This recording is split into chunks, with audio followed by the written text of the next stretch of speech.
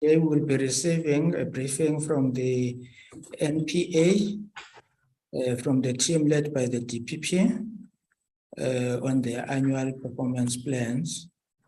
NDPP, you will have 10 minutes to make your opening remarks, which will be followed by 45 minutes of presentations. Got that. Thank you, Chair. May I proceed? Sorry, before you proceed, there's a hand, Honorable Swart. No, Chair, just to say I've got some connection issues my side, so my apologies if I'm in and out. And then tomorrow I've got the lockup. But thank you, Chair. Thank you very much. Just maybe before you proceed, NDPP, any apologies? Yes, Chair, please. Mr. Horner is unavailable today. Thank you. Okay, thank you very much. The apology will be noted. Any other apology? None. Can we proceed? Welcome, NDPP. Thank you very much. Good morning, Honorable Chair. Good morning, Honorable members. As indicated by the Chair, this morning we are presenting our report to Parliament as required in terms of the PFMA, but also the NDPP's report in terms of Section 22(4)(g) of the NPA Act, which goes beyond the compliance with other issues that we are of the view would be useful for us to communicate to Parliament and to the people of South Africa through Parliament. Honourable Chair, honourable members, the NPA is halfway through implementing our 2020-2025 strategic plan. And you will note from the presentations that are going to follow that the plan is beginning to bear fruit. And so, you know, the purpose of this today, as I said, is to account and to share with the people of South Africa through Parliament what we have been doing. So this is a really important process, and as accountability is also one of the key strategic pillars of the NPA. So we take this very seriously. Honourable Chair, members, this has been a very challenging period, halfway into our strategic period. At the outset, I said that this was not going to be easy or quick, as nothing worth it ever is. But it has been a lot harder than expected. Very shortly into our performance, our strategic period, we were hit by COVID. But you will note that the steps and efforts that we are taking to rebuild the NPA to be a fit for purpose and future-proof NPA are indeed beginning to bear fruit. Colleagues will present the performance for the last year, and you will indeed note that there has been a marked improvement during this financial period. We will also update this committee on the 6-month priority plan, which has resulted in impactful prosecutions that have been instituted, and also significant asset recoveries. We've listed some of the matters, as has been publicly stated. The ID has enrolled 20 matters. They have charged 65 accused and obtained freezing orders of 5.5 billion, and also which includes the biggest restraint ever of 3.8 billion from the Gupta network. Next slide. This continues with some of the high-profile matters that we've enrolled during this period. In Gauteng, we seized assets worth 1.4 billion relating to the Kusile power station, and we are in the process of trying to extradite Michael Lomas from the UK, who was an Eskom contractor. Case with regard to the Free State Department of Agriculture, various charges relating to contraventions of the PFMA, including as well as fraud and money laundering, have been brought. In the Nulane investment case, there's a 520 million restraint order, also a Gupta-linked matter, the matter relating to Edwin Sodi, where we have about 300 million that's under restraint. And you can see the Free State housing matter, 500 million. And also we have finalized in the sense that the investigations are from our side are complete, but we are still awaiting some MLA requests so that we can proceed with the first leg of the Steinhoff matter. Next slide. Other notable cases, and Chair, we mentioned these matters because we mustn't forget that a very short while ago, these accused persons would not have seen the inside of a courtroom. So it's significant that these matters, although they may not appear to be big in terms of money or corruption charges, but the profile of the accused person makes them really impactful matters. And those cases also relate to the case against Batabile Dlamini as well as Dudu Miyeni. You will note from the presentation, there will be more details given that the number of employees convicted of corruption has increased by 38.4%, and private sector convictions have increased by 39.5%. We also focus on a whole range of other important crimes that affect quality of life, issues, particularly gender-based violence, sexual and gender-based violence, and conviction rates have increased. Well, the conviction rate is 74.3% with regard to sexual offenses, femicide 94.3%, and intimate partner femicide 93.8%. You note the number of murder cases finalized. You also note the number of convictions with regard to these two murders. We've had 1,038 convictions. Chair, I must at this stage state that these are very, very high conviction rates, which show that cases that do come to court, the prosecutors are able, they are well investigated, and we are able to get convictions, of course, working very closely with our colleagues in SAPS. But the reality is that conviction rates don't always translate to people feeling safer.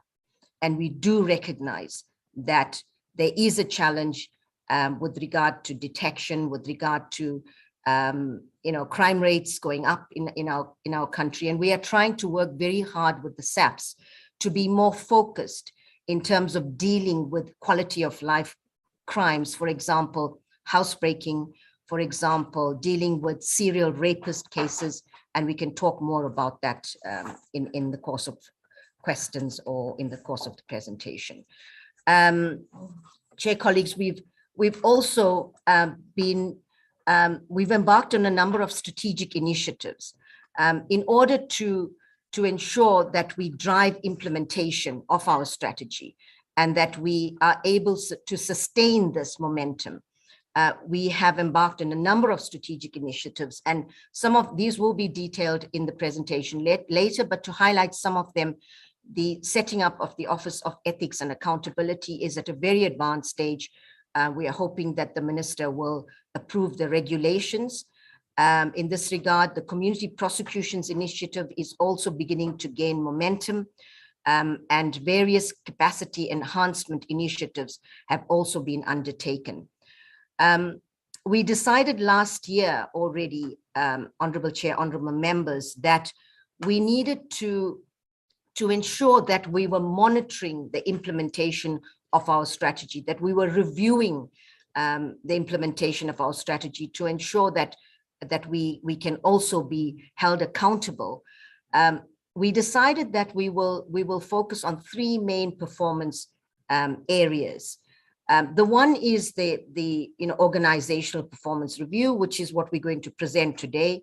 That is our indicators in terms of the APP.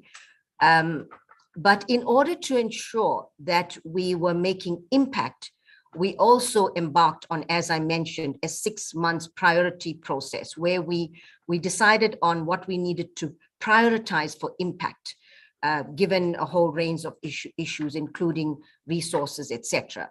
And so we had the 6 month priority review process where we monthly ensured that we reviewed what we were doing so that we were on track with delivering on these priorities that we had identified for a 6 month period. And you will note that a number of these cases have been enrolled in court. Also those relating to the Zondo Commission of Inquiry. And then in addition to that, we embarked on a number of strategic initiatives that I just talked about to ensure that we were able to build a fit-for-purpose NPA that was going to deliver on its mandate. Honorable Chair, honorable members, we've also embarked on a vigorous recruitment drive. And in the past 4 years, we have hired over 1,000 employees, particularly in much needed critical areas. The employment equity profile of the NPA has significantly improved. And I'm really proud to say that we're trying really hard to improve this at the senior level in the NPA. And so we now have 65% of women in key management positions, and we appointed a number of women in DPP positions, special director positions, as well as the chief director, finance and strategy are all women in the NPA. And I'm sure that this is going to translate into much greater and better performance in the coming year. No disrespect to the wonderful men in the NPA as well. Chair, we have embarked on serious budget advocacy. This has yielded results, and you'll hear later that we have been given additional budget for which we are grateful in the current MTEF, but further funding would be required in order that we could actually expand our partnerships and ensure that we deliver on our mandate. Also, with the recent announcement of the president with regard to the permanency of the ID, there will be budgetary implications in that regard. Honorable Chair, honorable members, in order to ensure that we are able to deliver on this really important and challenging mandate, given all of the challenges that we face, we will need to have additional funding in the future. We are indeed delivering on what we have promised. There's still a long way to go, but the Portfolio Committee will note that there has been significant improvement from last year. And this, Honorable Chair, honorable members, is not by default. It is very much by design, and by working strategically, working with prioritizing matters for impact and ensuring that we are able to, whilst we're doing that, build the foundation for the NPA that will be able to sustain this and do so long after we have left the institution. Next paragraph, next slide, sorry.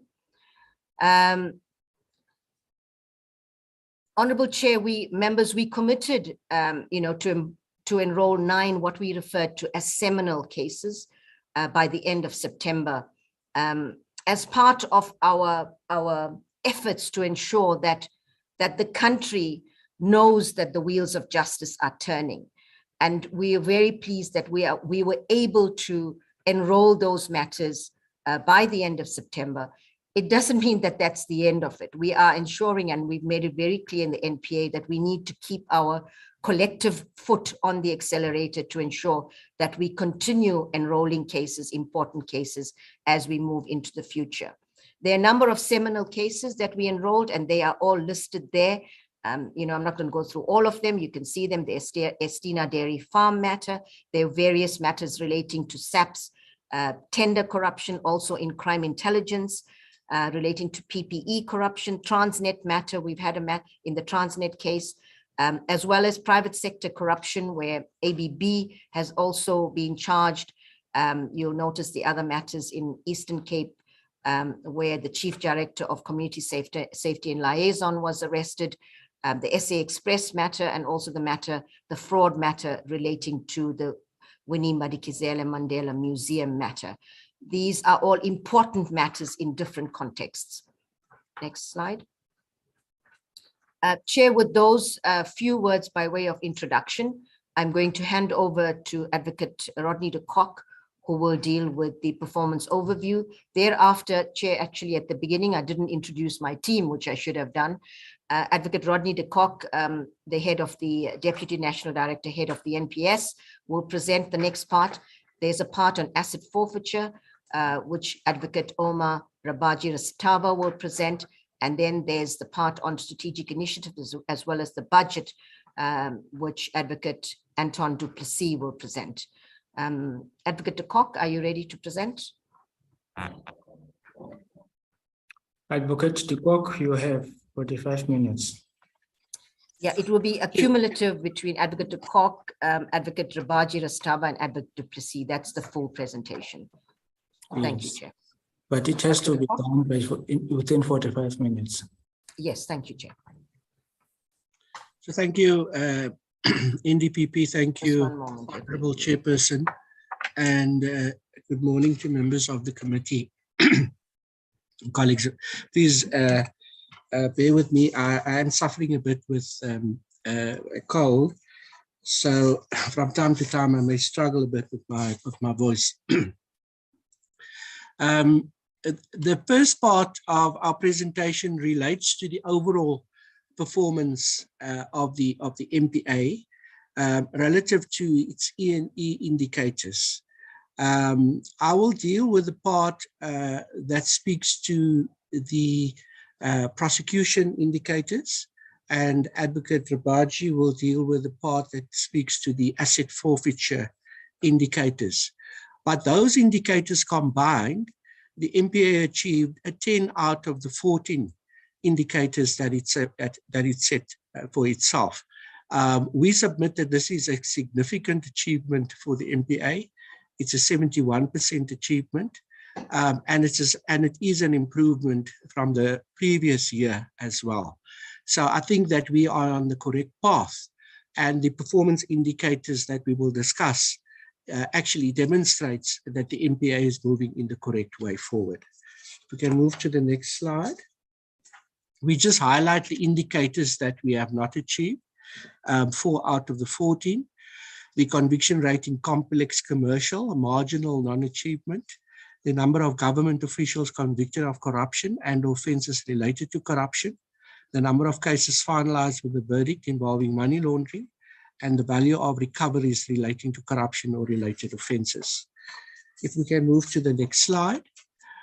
This slide, Honourable Chairperson and members, just unpacks those indicators that we have not achieved. And as I've indicated, mainly on the conviction rate one, you will see that there is a marginal underachievement.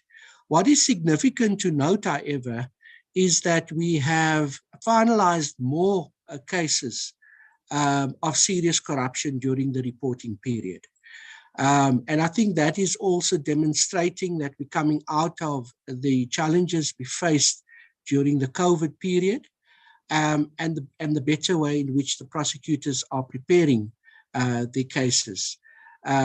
We had 344 matters finalized, and this is a 24% improvement on the previous financial year.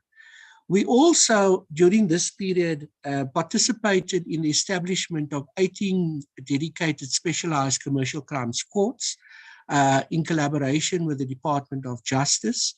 And I think this was an undertaking that was given by the Minister before the commencement of the previous financial year. So I think that is also something that we need to celebrate, that we are moving to dedicate our resources to actually deal with complex corruption and complex commercial work. 209 persons were convicted of private sector corruption, significantly exceeding the target by 32%. And 130 government officials were convicted of corruption. Also an improvement, although we did not achieve the target that we set for ourselves, but we managed to increase significantly the number of people that were convicted.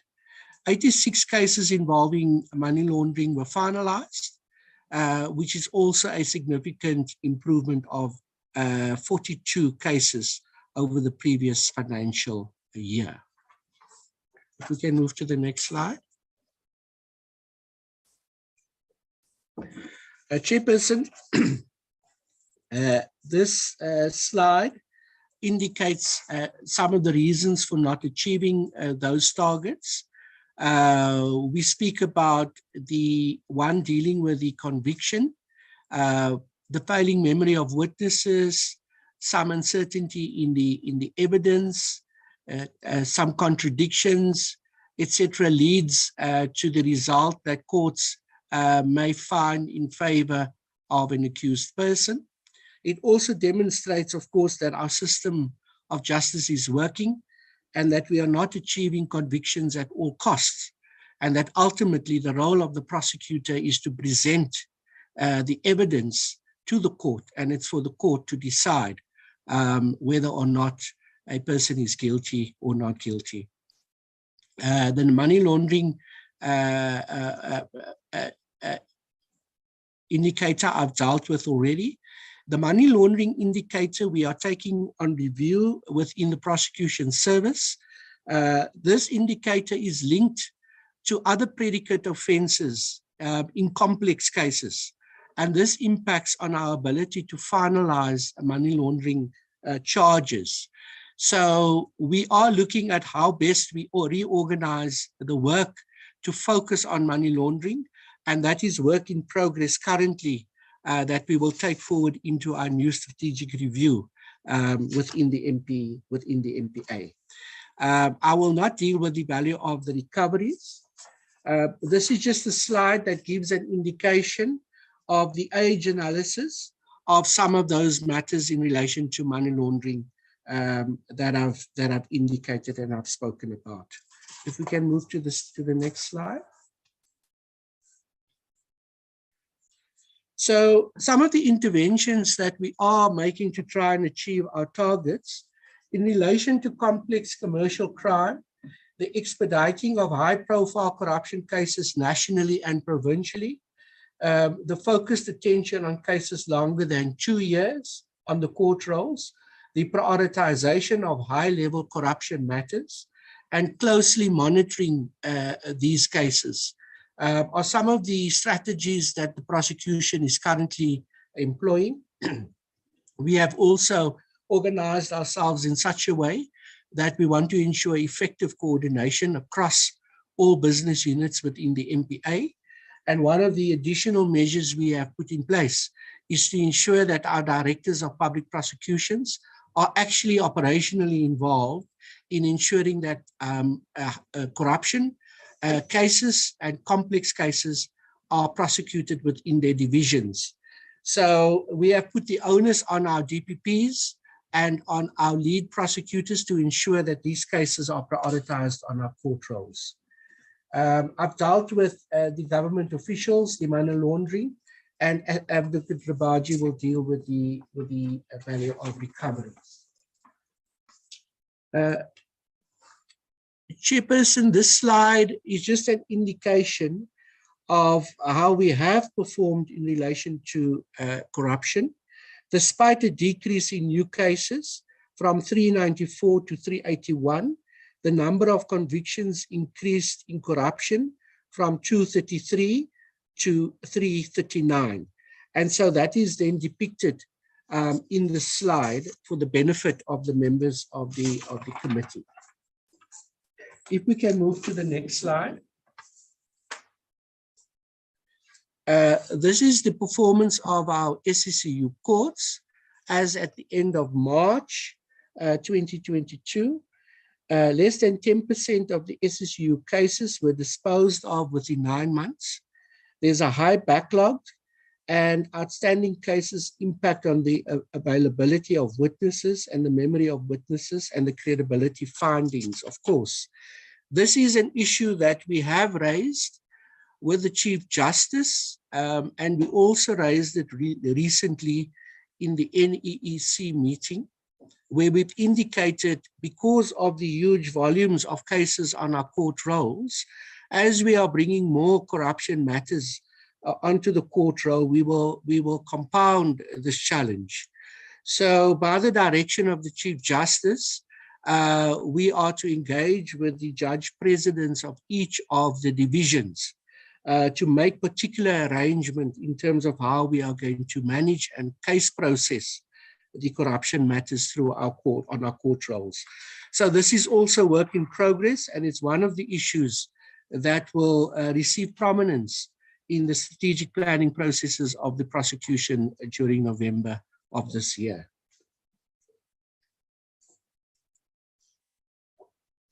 We move to serious violent and organized crime. During the reporting period, the MPA finalized 3,600 murder cases with a verdict. We obtained convictions in 2,787 murder cases with a conviction rate of 77.4%. This is above the target that have been set for us. So prosecutors are doing excellently in terms of the prosecution of murder cases. As far as the trio crime cases, the figures are also given on the slides, and it indicates that our performance for the current financial year, we finalized 1,038 trio crime cases with a conviction rate of 81.3%. As far as organized crime, we obtained a conviction rate of 95.9%. And as far as environmental crime, we obtained a conviction rate of 97.1%.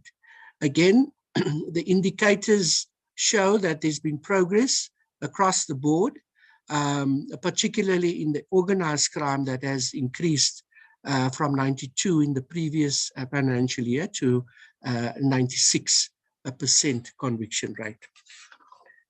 If we can move to the next slide. So as part of the priorities of the prosecution, gender-based violence and femicide is one of our key priorities. It speaks to the way in which we deal with survivors and the way in which we deal with victims. And it also speaks to the great progress that we are making in terms of our Thuthuzela care centers, where we are able to provide comfort and we're able to ensure that victims are treated compassionately by the system. So as far as femicide prosecutions are concerned, we achieved a conviction rate of 94.3%. And conviction rate in murder of intimate partner femicide prosecutions, we achieved a conviction rate of 93%. And our overall conviction rate in sexual offenses was 74.3%. So these are significant convictions. Again, it's an indication that we are making great strides in terms of improving the manner in which we are dealing with violence against women and children and gender-based violence in particular. We've also addressed the issues regarding the DNA labs and the backlogs, and great strides have been made to ensure that the DNA results are received by prosecutors timeously for court purposes. So in the National Office of the NDPP, we are coordinating our efforts in this regard. And as a result of these efforts, we are able to sustain these prosecutions on our court rolls and to obtain these levels of convictions in our courts. If we can move to the next slide.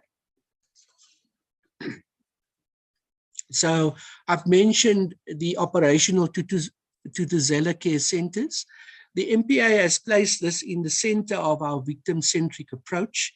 And we are putting a lot of efforts under the new special director to ensure that more Thuthuzela care centers are established throughout the country, particularly within our rural areas. So this is just an indication of where we are currently. In the 2021-22 financial year, we now have 60 operational Thuthuzela care centers in the country. There were reported cases of 34,500. We obtained a conviction rate of 76%. So you will see that that conviction rate is slightly more than the overall conviction rate that we've achieved, which demonstrates that when a victim enters a Thuthuzela care center, the outcome in court is also improved.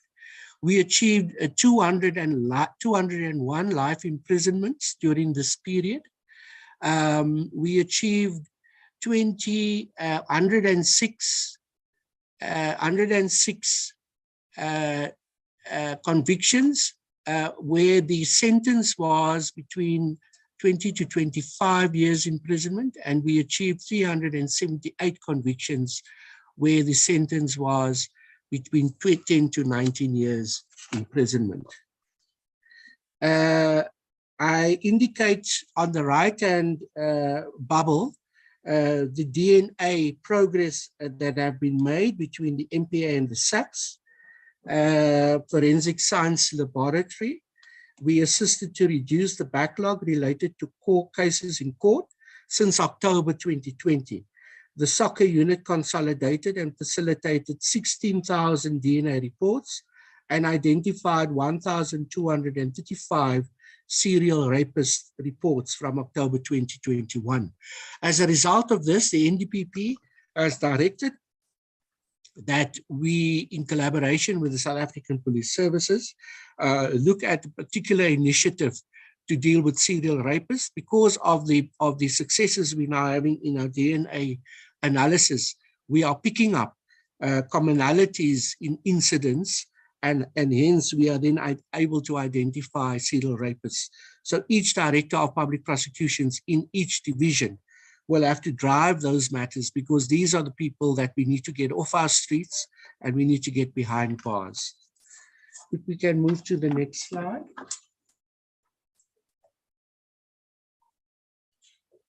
I think, Chairperson, this is the slide for Advocate Rabaji. So I will pause at this point. I may come back later, but Advocate Rabaji, thank you very much. I hand over to you. Thank you very much, Chairperson and honorable members.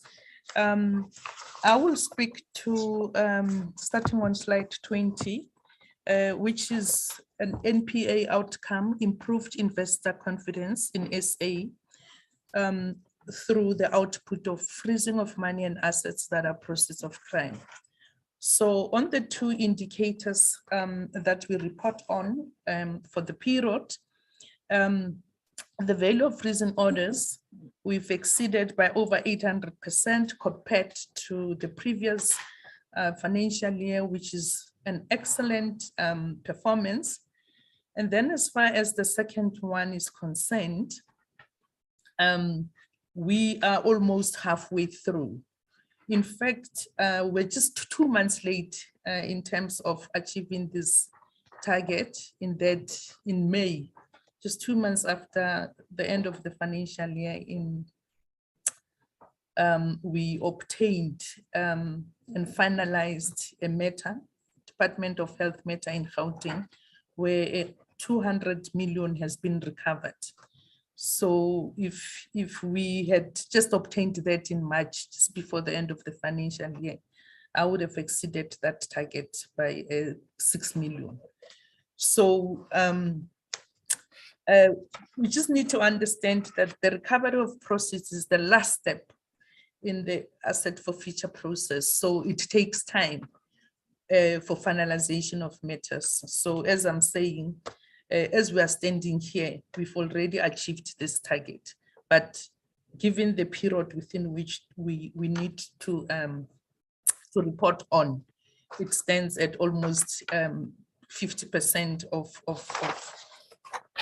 achieving that target. Then if we turn to slide 21, Chairperson, I may indicate that, and you've raised the performance of AFU in previous sittings.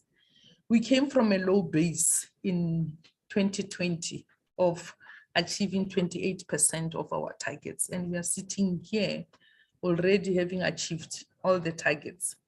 So the focus then in AFU when I started in 2020 was to capacitate and to increase the level of capability in AFU. We started off with coming up with a high performance strategy and a plan.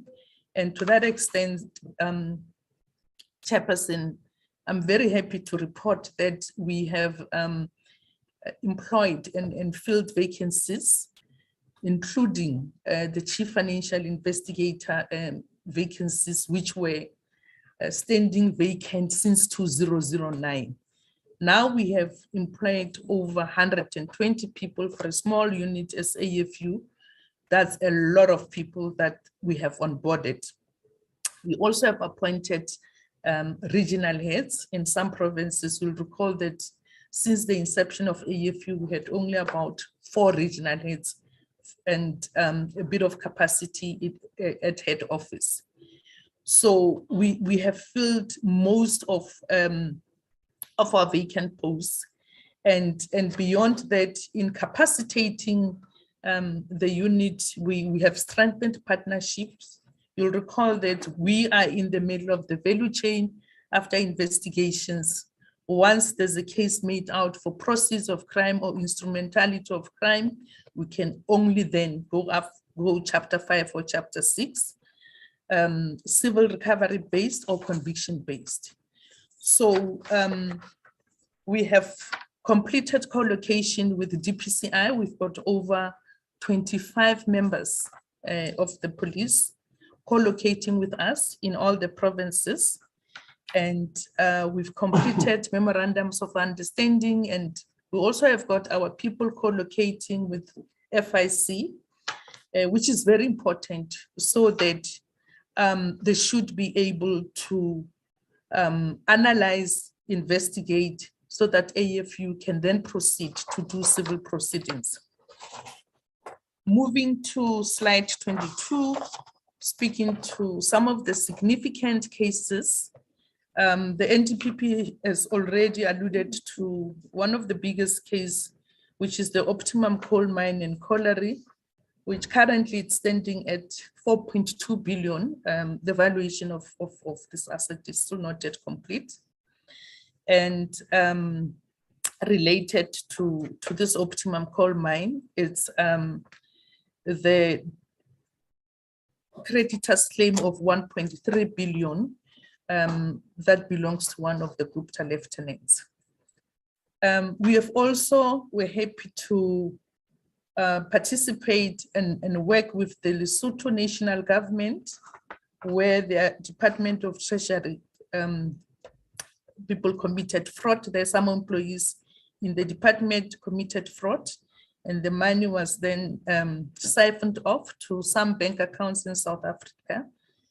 Within 5 months, we're able to preserve and forfeit the money, and 18 million has already been forfeited back to Lesotho government. I was party to meeting with Lesotho government when the money was repatriated, and the balance of the assets are still being pursued, and will still repatriate further funds back to Lesotho. We participated, you'll recall, with other partners on COVID-related fraud investigations, and 114 million has already been returned to the UIF. Going to slide 23, Chairperson and honorable members, we have also then looked at other priorities that we needed to contribute to, corruption being the highest forfeiture freezing orders that we've got at 7.75 billion for the period, and 180 million has already been recovered. We've done 33 confiscations and forfeitures to the value of 133 million, and we think that we have made a significant contribution in this regard. Also, Chairperson, turning to slide 24, contributed to making a dent in crimes committed in the following spaces: precious metals and stones, 76 million freezing orders at this stage. Drug cases which really impact on the quality of life of our communities, we call them community irritants. We've already frozen up to 75.5 million. And fraud and theft, which ordinarily we do in the lower courts. We've done 58 freezing orders and 55 confiscations to the value of 81 million. You are Another left 10 significant minutes. contribution found in slide 25 is in the money laundering space. Again, we've got 24 freezing orders to the value of Looks like they are not 7.1 hearing billion. the chair. Yes, Illicit financial flows Somebody must speak to to the them. value of 14 million that has already been recovered. 27 freezing orders to the value of 4.7 million. And we've also contributed significantly to the fighting of environmental crime that's plaguing particularly our provinces like Mpumalanga. 40 confiscation orders have already been brought and 2.4 million has already been recovered. Thank you, Chairperson. This is where I end the presentation. I will be able to answer questions later. Thank you, Chair. I'll continue I'll take over as Advocate. It's Anton Duplessis. Advocate Duplessis. Strategic initiatives, and we touched on these in the opening and in the introduction. I think perhaps, Chair, you must write on the chat that while a lot of the focus I'm just trying of to the get hold of NPA's work and our reporting and our engagement with the media has been on responding to high-level corruption, seizing huge amounts of money, and dealing with priority crimes. But I think, as the National Director said at the beginning, what's important for members to know and for the public to know is that the progress we're seeing now, and it's important to also remind ourselves that this progress is coming in the last financial year, which is the first, what you could call normal year under our current strategy, because it's the first sort of COVID-free year we've had, is happening because of a lot of important initiatives that have been put in place. And what we're hoping to do with these initiatives is leave the NPA in a significantly better place than what we found it by the end of 2025. So as we said, we're midway through.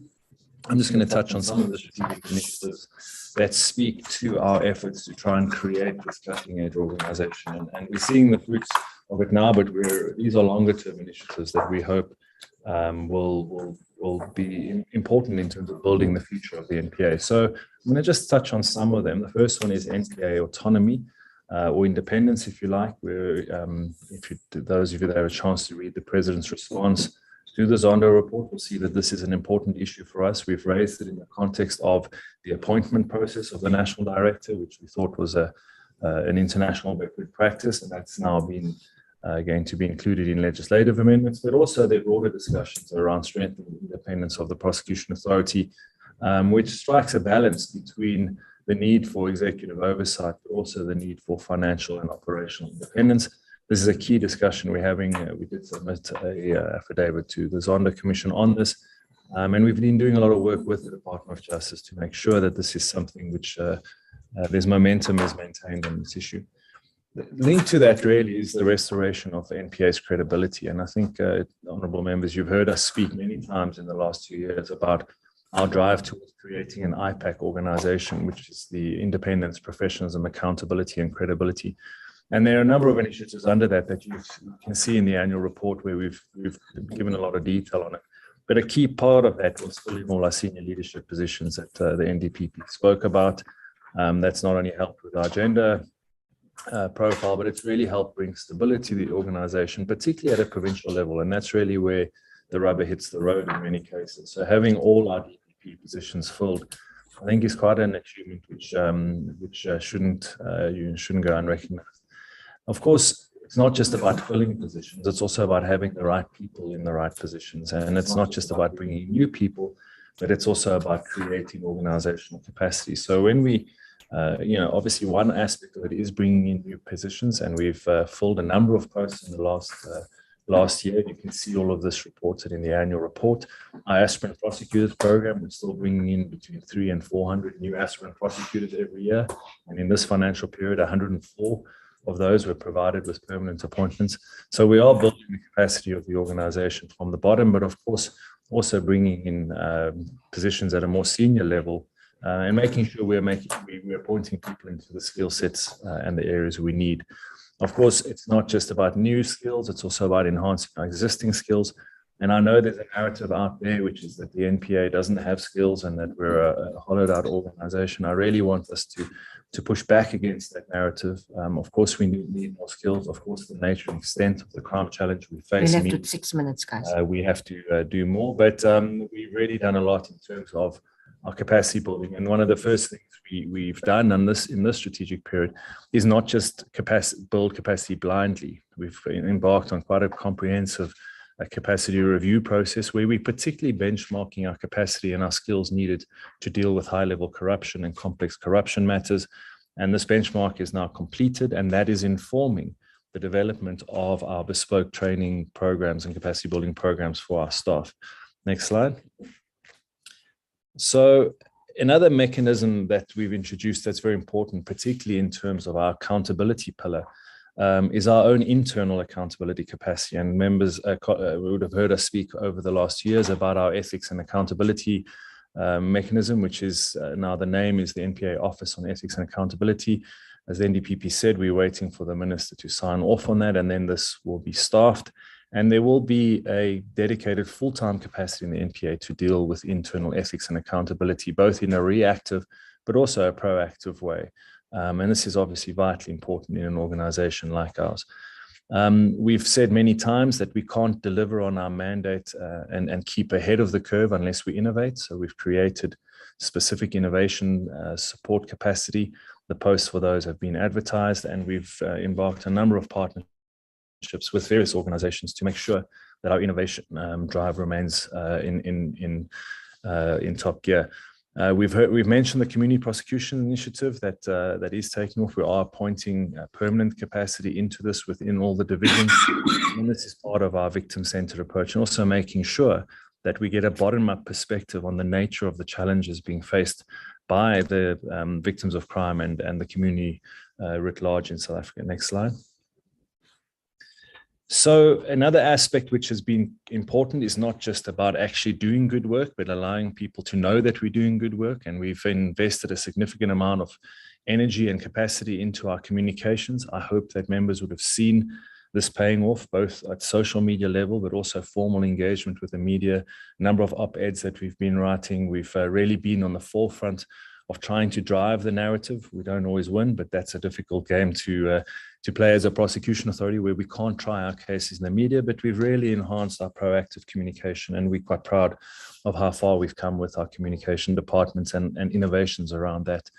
And then, of course, we can't do any of these things in a long-term sustainable way unless we have our most important asset being feeling that they are delivering, and they are, that they fit into the organization, their well-being is being taken care of. So we have developed a culture enhancement initiative that's being rolled out. There are many aspects to this, from anti-harassment policies through to the enhancement of our employment wellness program, which is key. And then the final one on this point is just the implementation of our electronic case management system, which is fully implemented now. All DPPs have been trained, and reporting on this is going ahead. And that's linked to the Department of Justice's priority around modernization. So I'll go to the next slide. We can skip this one. We can go quite quickly through these ones. The next slide, please. So, okay, the slide's not moving. Next slide, please. Okay, this one also, this is reported in the annual report. It's just to demonstrate that there is a lot of focus going on into the dealing with disciplinary hearings and moving those forward. The details are contained in the report, and we're happy to take questions. I know there have been some parliamentary questions from this committee on this, and we've answered specifically in writing, but there are the numbers, and you'll see in the financial year there were 80 misconduct and disciplinary hearings that were finalized, which out of a staff of 5,000, I think is probably on par with international trends. Next slide. Okay, and this is just a snapshot of our human resource capacity. You can see that the NPA staff numbers of over 5,000 are 5,164. Of those, 3,400 are prosecutors, and we are working hard to fill the vacant posts. But also, even though you're seeing a vacancy there of 16% for prosecutors, some of those posts are being removed from our establishment and being repurposed so that we make sure that all the positions we have that are funded are used for the right priority areas. Next slide. Just a quick budget overview, colleagues. I won't spend a lot of time on this. I will give the high level. The good news is that the NPA is efficient at spending its budget, and we can honestly say we're spending on the right things. We spent 99.7% of our budget allocation last year. We did get a 74 million additional funding environment from Department of Justice for goods and services, but this was particularly for the payment of state attorneys. And the 0.28% underspending, which is very small, relates to machinery and equipment, and this is largely due to service provider delays on laptops and invoicing, and we've dealt with that issue. So it's pretty much almost 100% expenditure on our budget, and we have gone into the MTF process now requesting an additional budget allocation, as the NDPP mentioned, of 1.8 billion. And we've been quite scientific, I would say, in terms of how we've come up with that amount and in terms of determining what we need that money for. And we're happy to have a discussion with this committee about that. Next slide. This is just an overview of our budget. And you can see that the budget for the year was 4.5 billion.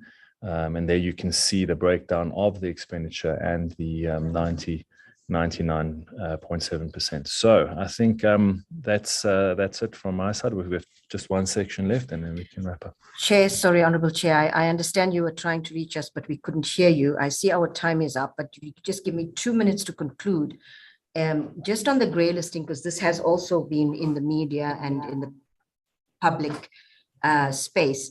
FATF grey listing is a really important issue, and of course, we are at risk of being grey listed. But I just want to say that this is an all of government approach, and there are various government departments that need to do a whole range of things in order to avoid grey listing.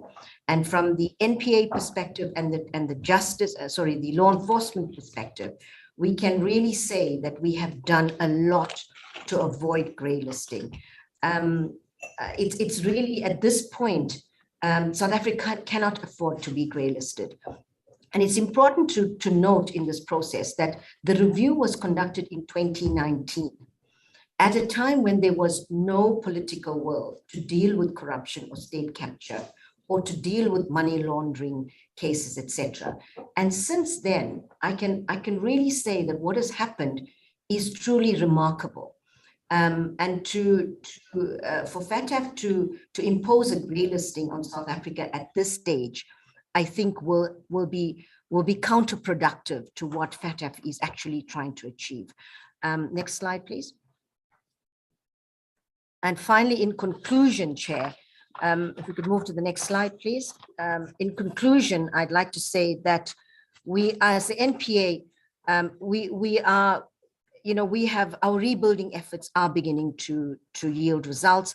As the cover of our annual report says, we are finally reaching solid ground. I think one of the indications that the NPA is beginning to, the wheels of justice are turning, is the increasing attacks that the NPA is facing, including comments like biased prosecutions. These are clear indication that those that fear accountability are trying to undermine the work of the NPA. And we would like to give our commitment to the people of South Africa that this has been a tough period, but we will not give up our fight for justice. Our 5-year strategy, 2020-2025, was really crafted out of the ashes of state capture. And it birthed into the clutches of the COVID pandemic. But it has really effectively guided the NPA towards sustainable impact. And the next 2 years is really going to be critical for South Africa and the rule of law. And I'd like to give our commitment to the people of South Africa that impunity is no longer a given. And the fact that the NPA is increasingly being attacked is a clear demonstration that that is the case. And from our perspective, we will always do what is justified in terms of the evidence, in terms of we will always adhere to the values in the Constitution. We are fiercely independent prosecutors. And as the NPA and as individual professionals, we will not compromise that for anyone. I thank you, Chair. And before I finish, my last point on the slide, but I do want to make this point. I do want to really thank all of the prosecutors for the really hard work that they've put in over the past year to deliver the kind of results that we have been able to. We know that we have still a mountain to climb, but with this kind of ongoing commitment and dedication, I have no doubt that we will make even greater strides in the next 2 years. Thank you, Chair. Thank you very much, NDPP.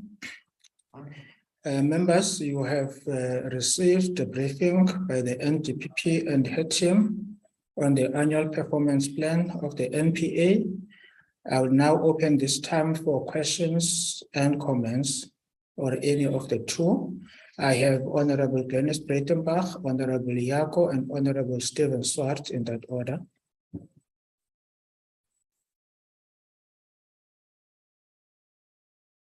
And Honorable Jale. Honorable Breitenbach. Thanks, Mr. Chair. I'm afraid I have many questions. First of all, to congratulate the NPA on the improvements. There are improvements, very obvious improvements, and it's very gratifying to see them. That being said, it's a steep hill to climb, and they've only just started. So notwithstanding the improvements, which I know have been hard won and not easy to achieve, and I acknowledge that up front, there are still a range of issues that are of concern and need to be dealt with. The first of them is, in my view, is grey listing. The NDPP says with some conviction that if the FATF grey lists us, they will not be achieving what they set out to achieve. Well, that may be so. The fact of the matter is that we're in great danger of being grey listed. In fact, it seems to be almost inevitable. I think we all realize what a serious issue that is for South Africa. And the fact of the matter is that the NPA did not meet its targets for prosecuting money laundering cases. FATF has issued a deadline, so we need a little bit more information, please, on how the NPA intends to improve money laundering convictions and what are the high-level interventions that they refer to that they will employ to improve these convictions. Then, despite the increases in the specialized commercial crime courts, again, the NPA did not meet its targets for convictions of complex commercial crimes. And I think, less than 10% of the SSU cases were disposed of within 9 months.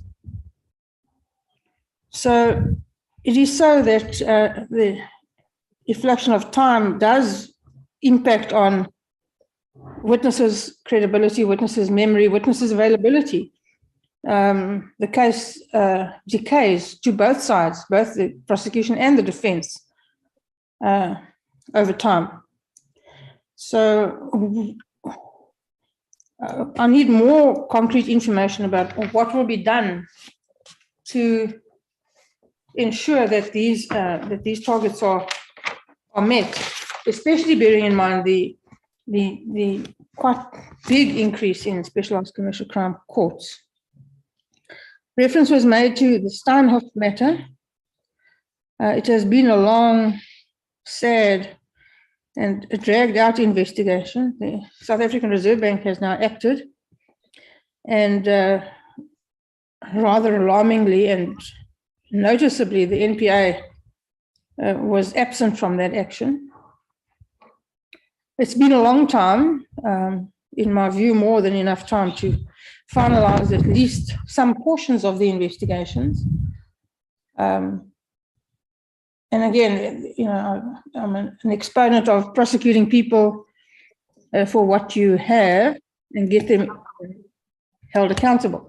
It's a luxury to prosecute for every single thing imaginable, and I really hope that that's not what's happening, because it's flogging a dead horse, really.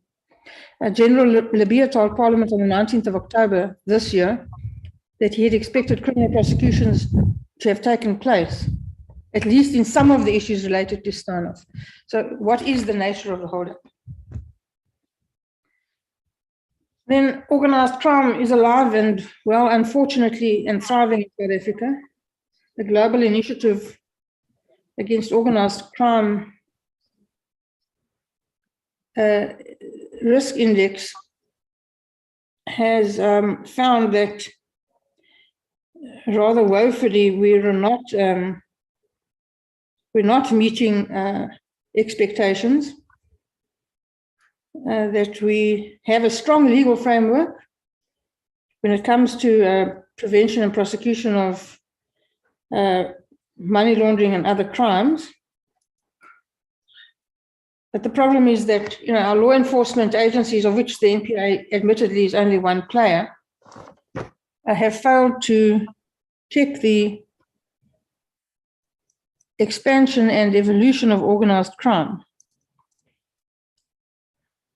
The report refers to, and I won't refer to everything that they refer to, but they refer to the drugs trade in South Africa, which South Africa has become a transnational hub. Firearms fueling organized crime and particularly gang violence. Extortion, particularly in the construction industry. And kidnapping for ransom or extortion, which is alarmingly on the rise. Critical infrastructure theft, we've been stolen blind as a country, and we see very little consequences. I would like to hear more detail about how the NPA plans to combat those and the other issues that are referred to in that report. Then let's just on to what Advocate du Plessis was saying towards the end of his presentation. I'd like to hear more progress on the establishment of the Office for Ethics and Accountability. It's a very important office. Especially when we all know that seriously compromised people continue to hold high office in the NPA. They promoted state capture, actively promoted it, and appear to be carrying on regardless. So I'd like to know what progress is being made, if any, to holding those people to account.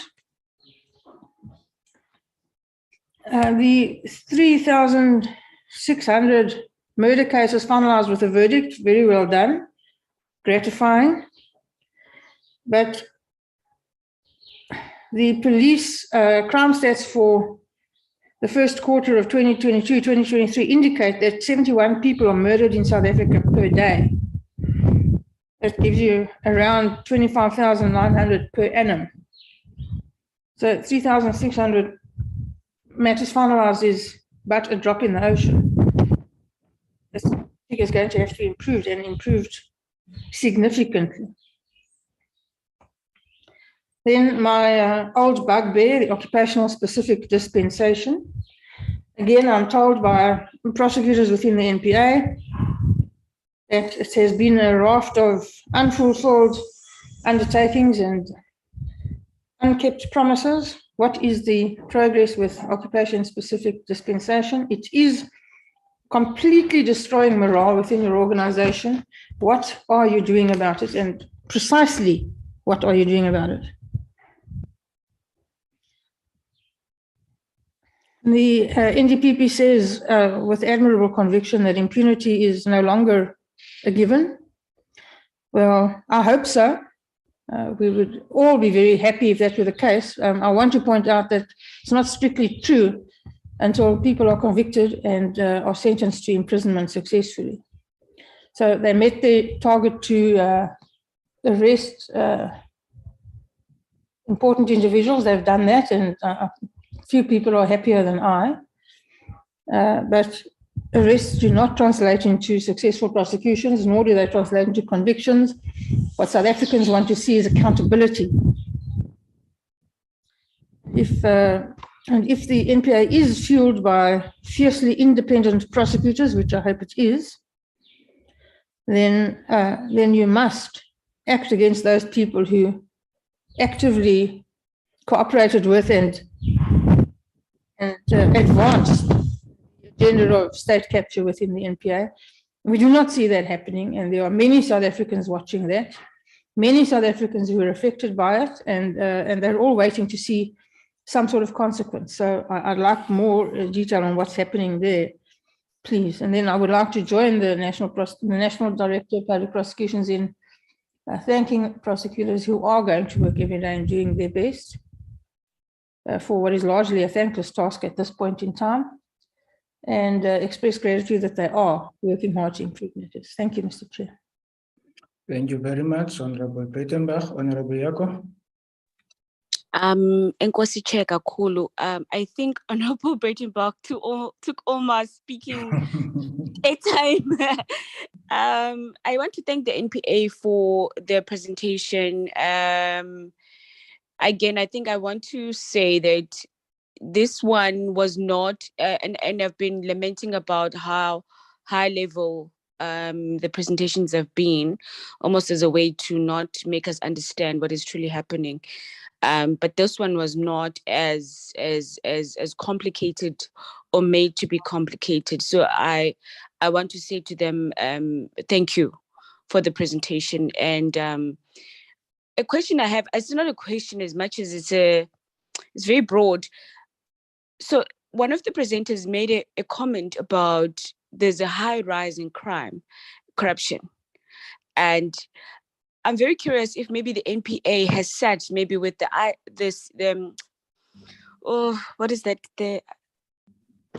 investigating unit. Yes. And sat together and found a root cause of why, especially as South Africans at a high level, are not respecting the rule of law. And your team, welcome. Especially white-collar crimes, especially political corruption, is at an all-time rise and still continuing to rise with the problems that we have as a country, and without them being respected in the part that they play in their prosecuting criminal activities. Have they had engagements where they investigate why it is that South Africans have this notion that they can get away with a lot of issues? So I'm not going to nitpick the report that they've given us.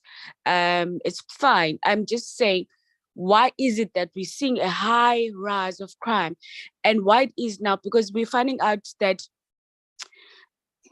the entities such as the NPA are now under so much stress in terms of they don't have enough capacity to withhold the amount of crime and corruption that is there, because it's rising so much. So I want to understand whether they've had a study to say, how do we combat this in a way that the NPA is respected as an entity that investigates crime to a level where they're prosecuted, to a level where people are actually accounting for the crimes that they have done and perpetrated. Not to scare people, but to say we exist and we are for the country. So that's the only question that I have. Nkosi Chair. Thank you very much, Honorable Yako. Honorable Stephen Swart. No, thank you, Chair. And I also want to join my colleague, Honorable Breitenbach, in saying well done to the NPA on improvements. Do note that, given the constraints that you're facing, well done to all the prosecutors that go out on a day-to-day basis under great challenges. And so we are grateful for the improvement. Obviously, there are a number of various aspects that constrain your greater improvements, and the situation is mammoth crime fighting. A number of my questions have been covered by the Honorable Breitenbach, but just crime in general, I was actually going to ask that exact same question about the murders being approximately 25,900 per year with a 3,600. So when you start taking the number of murders, or even if you go right back to the number of dockets that are opened, and we understand NPA is one of the players all the way through, obviously it's a great concern. And I think the NDPP admitted that despite high conviction rates, people still do not feel safe in their houses. And that was elucidated further by the Honorable Breitenbach with that global report and some of the issues there that and the report noting as well, organized crime is becoming an existential threat to our democratic institutions, economy, and people. I think that's a general comment, and I'm sure this is a matter of great concern. The rule of law is under severe attack in South Africa, and whilst you're doing your best, you obviously are also dependent on other role players and their capacities. Now, in that line, I want to just touch on one or two further aspects. The Honourable Breitenbach did touch on grey listing, which is a great concern of us. She touched on the money laundering aspect, but I think the NDPP referred to a 2019 assessment, but in October 2021, the assessment stated that South Africa has convicted one person for terrorist financing since the last mutual evaluation and was prosecuting one case, which is inconsistent with its significant terrorist financing risk. That was October 2021. So we appreciate the money laundering aspect and the attention that's been given to that aspect, but clearly the terrorist financing part is a second leg. And can the NDPP give us an indication of what has been done in that regard to avoid grey listing? And I appreciate that it's part of a whole process. There are a whole number of bills that have been addressed, but there are 20 areas of weakness as identified in the mutual evaluation report, and one of which relates to the prosecutions. And I agree with you, there's no ways we can afford grey listing. It will raise our country's risk profile to unacceptable levels.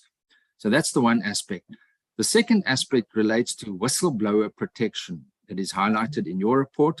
I think you highlighted relating to the challenges with the safety of whistleblowers in the police matters, high-ranking police matters. But obviously, we're also aware that it was referred to in the Zondo Commission, and as well as President Ramaphosa's response to the Commission and to those recommendations.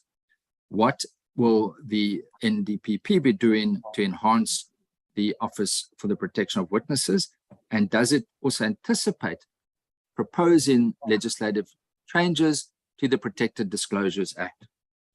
The other area that I'd like to just focus on is the challenges that are highlighted in your report with the investigative directorate. And I think that relates to the working model and your reliance on the police SAPs to investigate the matters. And I think that is something we need to look at very carefully. Maybe here we need to have an understanding. There's a challenge with secondment of investigators from SAPs, from Hawks, who are dealing with these high-level matters, but at the same time having to deal with their SAPs matters. And I think that there does need to be some legislative intervention here as to allow the investigative directorate an investigative capacity. And I understand there is task teams looking into this. There's a task team looking into the whole independence of the NPA, but we can't wait too long. And it could be that if the NPA comes directly to us, we could consider a committee bill to assist in that regard, to enable, given the large numbers of matters that the NPA is now facing from the Zondo Commission report, from the recommendations and what is being required there. It could be that we could assist in a far quicker method when it comes to assisting in that regard. So I'd like to hear what the NDPP has to say in that regard. The dependence on SAPs to assist the ID through secondments. I would also like to ask, there are obviously resource constraints, whether, and then there is a reference about the bank statements from financial institutions, mainly Transnet and Eskom, which are obviously delaying these matters. Surely we as Parliament can also exercise some form of, well, I'm not sure if we can, because it could be seen as intervening in the prosecutor's independence. But those are issues of concern where there seems to be delays in that regard. Now, the aspect of the absence of capacity to analyze, process, and present digital evidence. I'd like to understand what all the information that came from the Zondo Commission that went across to the NPA, to what degree was that collated, given the fact, and were analysts also transferred across? And what is the exact challenge when it comes to that absence of capacity to analyze, process, and present digital evidence? How can this committee assist in that regard? It's probably a budgetary issue. Chair, then I'd also like to just ask, there were issues relating to challenges that the NPA is faced with infrastructure and courts, court hours, court sittings. When it comes to obviously load shedding, when it comes to infrastructure, would the NDPP like to elucidate a little bit on that? Because obviously that impacts on your targets, on your performance, and these are issues that are beyond your control. Even the basic issues such as legal aid, defense attorneys or not being in court, resulting in further delays of prosecutions. And then last issue relates to the budget. We are fully cognizant of the budgetary constraints, the 1.1 billion that was given over the medium term, but given the huge amount of work, we would do everything to ensure that the NPA is properly capacitated to do its work properly. And that is an issue that was touched on by Advocate du Plessis. Then the cooperation with the State Attorney's Office. There seems to be concerns where matters are dealt with civil litigation against the NPA, and can you highlight those challenges where pleadings might not be filed in time, leading to judgments against the NPA in civil matters, which arise from your criminal matters? So those are the issues I'd like to raise. I again want to thank you for your hard work. Keep it up. We are fully supportive in your fight against crime and to establish and maintain the rule of law in South Africa. Thank you, Chair. Thank you, Honorable Maseko Jela. Thank you very much, Chairperson. Good morning. And also, good morning to the NDPP and the team. Chair, I want to also echo my voice when it comes to really thanking the NPA for the progress on the work that they are doing, though there is still a lot that I feel that there are some other areas where they still have to work hard. But for what they have done and the progress, we just want to, yes, applaud them. But I have only a few questions, Chairperson, because most of the question has been covered. But let me just also thank the Advocate Batoy and the team on the employment of women, 60%, as she alluded on her presentation. But also I wanted to add to say, I don't think that it is the issue of numbers.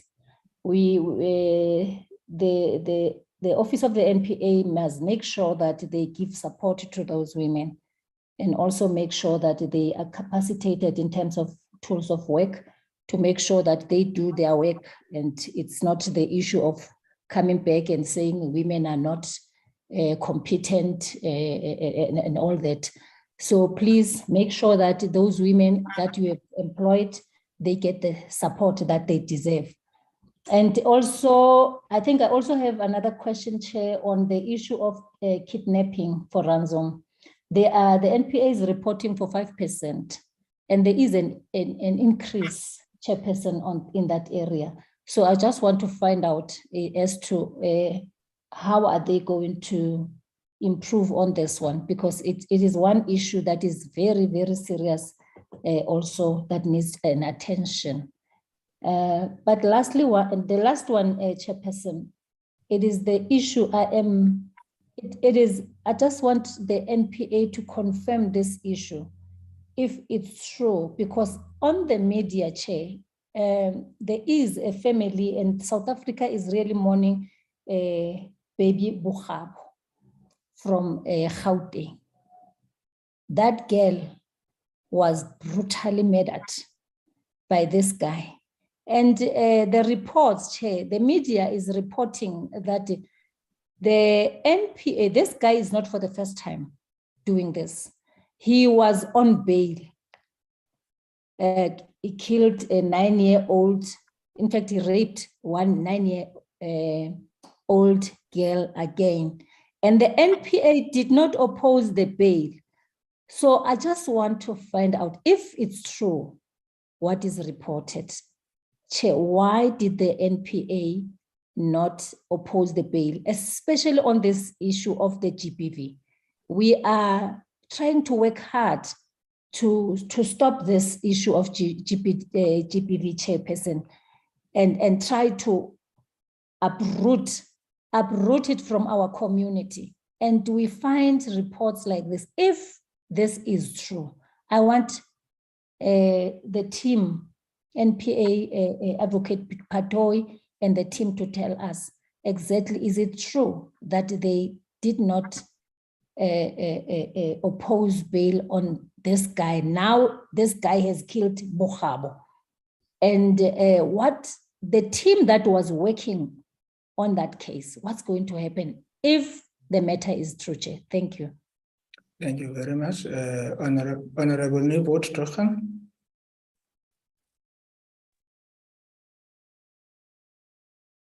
Thank you, Chairperson.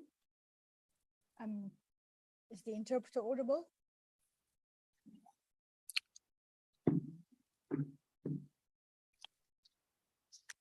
If she can raise her voice a bit.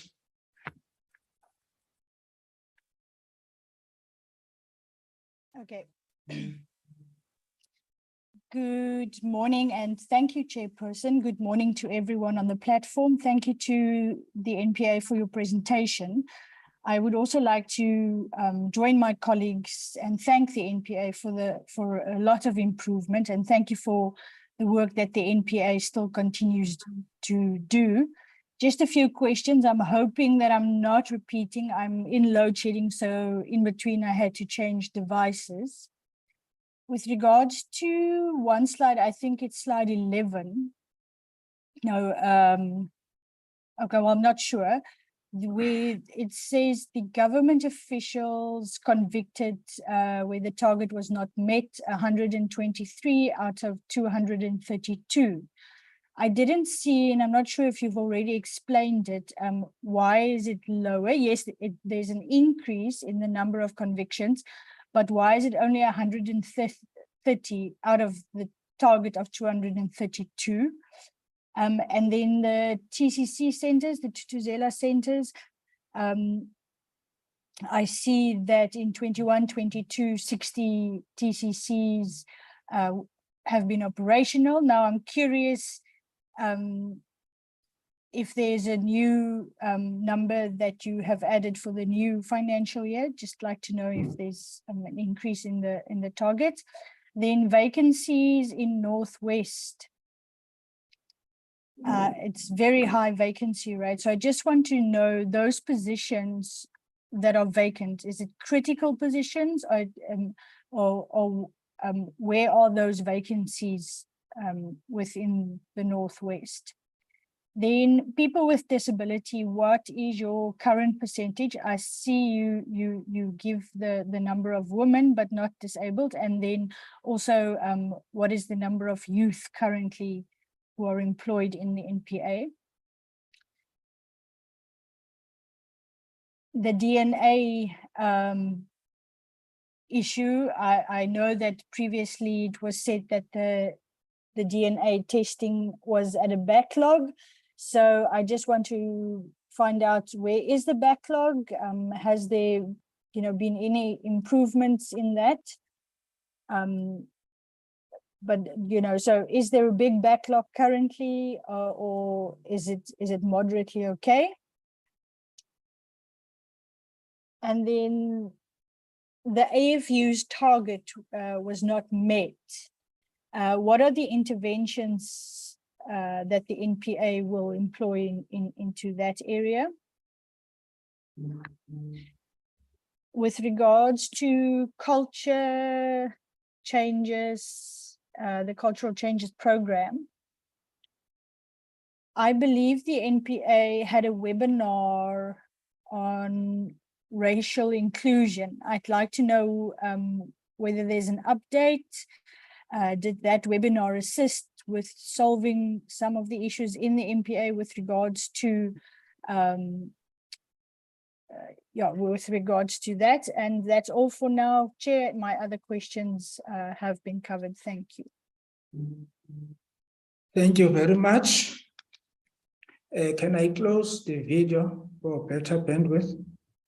I have some few questions to ask before we allow the NPA to respond. No, thank you very much. Who extended the lease of the building to a month-by-month contract? And what are the financial implications? If you do not have the answer, maybe we will appreciate if you can give us, especially the financial implication part in writing. And with respect to the issue of the building and the increased number of people that are occupying the building, and as a result, you need more space, have you thought of the hot desk approach to try and ensure that you innovate around the issue of space within that building? That would be the other question. And then how long will the process of finalizing the permanent structure of the ID, how long will it take to finalize that structure for the ID? Because we think that since the president has already made mention of the fact that the ID will be made permanent, and you have been working on the structure, so we would want to have the project plan as to when do you anticipate that that structure would be finalized. And what is your approach, or what is your strategy in dealing with the use of outdated technology? We do understand that this is not only your problem, but it's a big problem within the security cluster, and that is going to make the fight against crime and corruption to be a mockery, especially that Honorable Swart has also made reference to the issue of terrorist financing. That would also need to fight that and to track that. You need up-to-date technology. So what is your strategy in dealing with that? I think Honorable Breitenbach has raised the issue of money laundering and has raised the issue of the differences between NPA and Hawks with respect to the Steinhoff matter. Have you received any donations from the German government, or what nature of support have you received from the German government, and whether you have received any donations besides the German government, if they have given you any? And then the issue of the aspirant prosecutor program. It's something you need to think about. It's generally my view that largely people who would apply to be aspirant prosecutors would be in the range of young people. Generally, they're starting with their careers. Whether you should not try and link the aspirant prosecutor problem with a youth development strategy. And to that extent, whether it would not be important to ensure that the aspirant prosecutor program is accredited by the LPC. Because young people, they might want to move to other careers in the near future, whether NPA should not ensure that they have a program that is accredited. Even if they want to join the sidebar and the bar, they might not need to start from the beginning to do that. It's just my thoughts. Maybe you can have your preliminary responses, NTPP, around that program.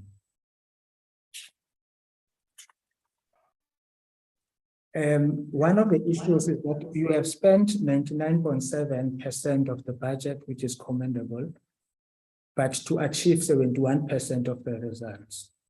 Would you say that is the best efficient use of financial resources? And then coming to cases, how many of the 202 persons or entities recommended for prosecution by the Zondo Commission are currently dealt with by the NPA task force? Of the 202 being addressed by the task force, how many have been arrested and brought before court? Of the 65 accused that are enrolled for prosecution in 20 cases, how many are on the list of the 202 persons recommended for prosecution by Zondo Commission? Of the 27 cases recommended by the Zondo Commission for recovery of assets, how many are being dealt with by the Asset Forfeiture Unit? How many have preservation orders, and how many have been forfeited to the state? May you please provide in writing the list of case numbers and the values involved, and identify the corrupt contracts or bribes that the order relates to? And then has the NDPP considered and come to a conclusion on whether any member of the NPA contravenes Section 32, subsection 1 of the NPA Act, and whether the NDPP has taken any steps in terms of Section 4, subsection 1 of the NPA Act against any person? Those are my questions. NDPP, I think you have, we have asked quite a number of questions. Can we give you 8 minutes so that you can caucus and distribute those questions amongst yourself? Did you say 8 minutes, Chair? Yes. Which will also be a comfort break for members. Okay. Comfort break for members. So we will come back at 11:10. So it's 3 minutes past, so that's 7 minutes. Yes, 11:10.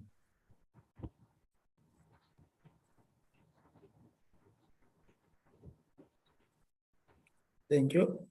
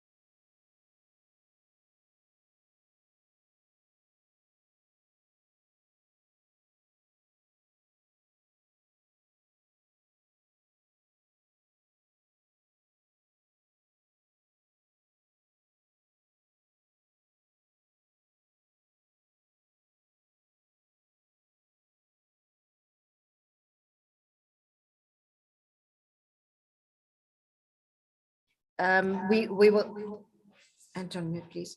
We will respond now. Advocate de Kock will go first. No, just before you Sorry, respond. Chair, I can't hear you. Just before you respond, can you hear me now? Yes.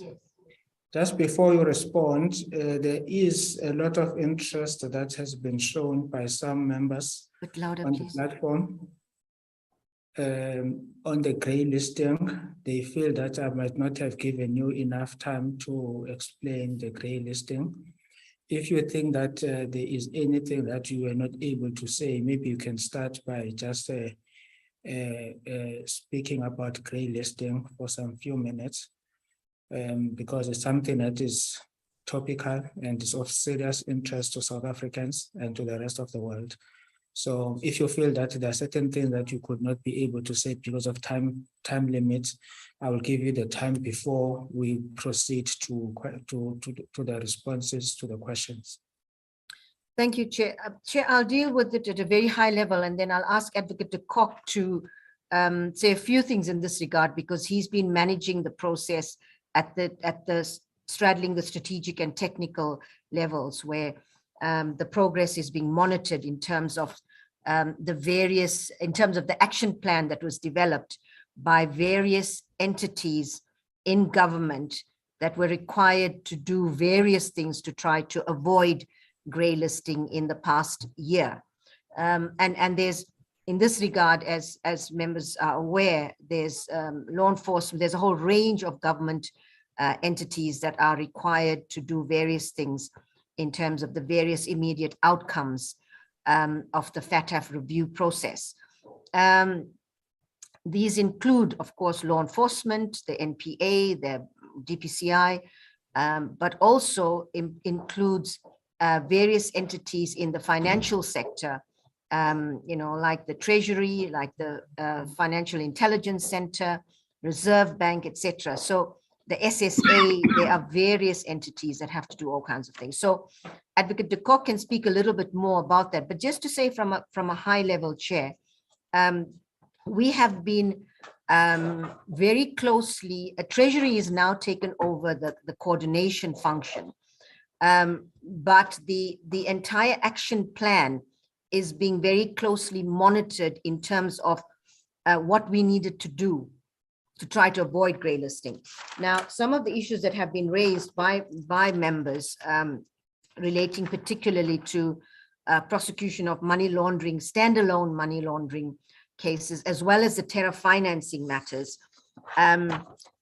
Just to say in that regard, Chair, we have a number, if you look at the annual report, there's a number of money laundering cases that have been prosecuted.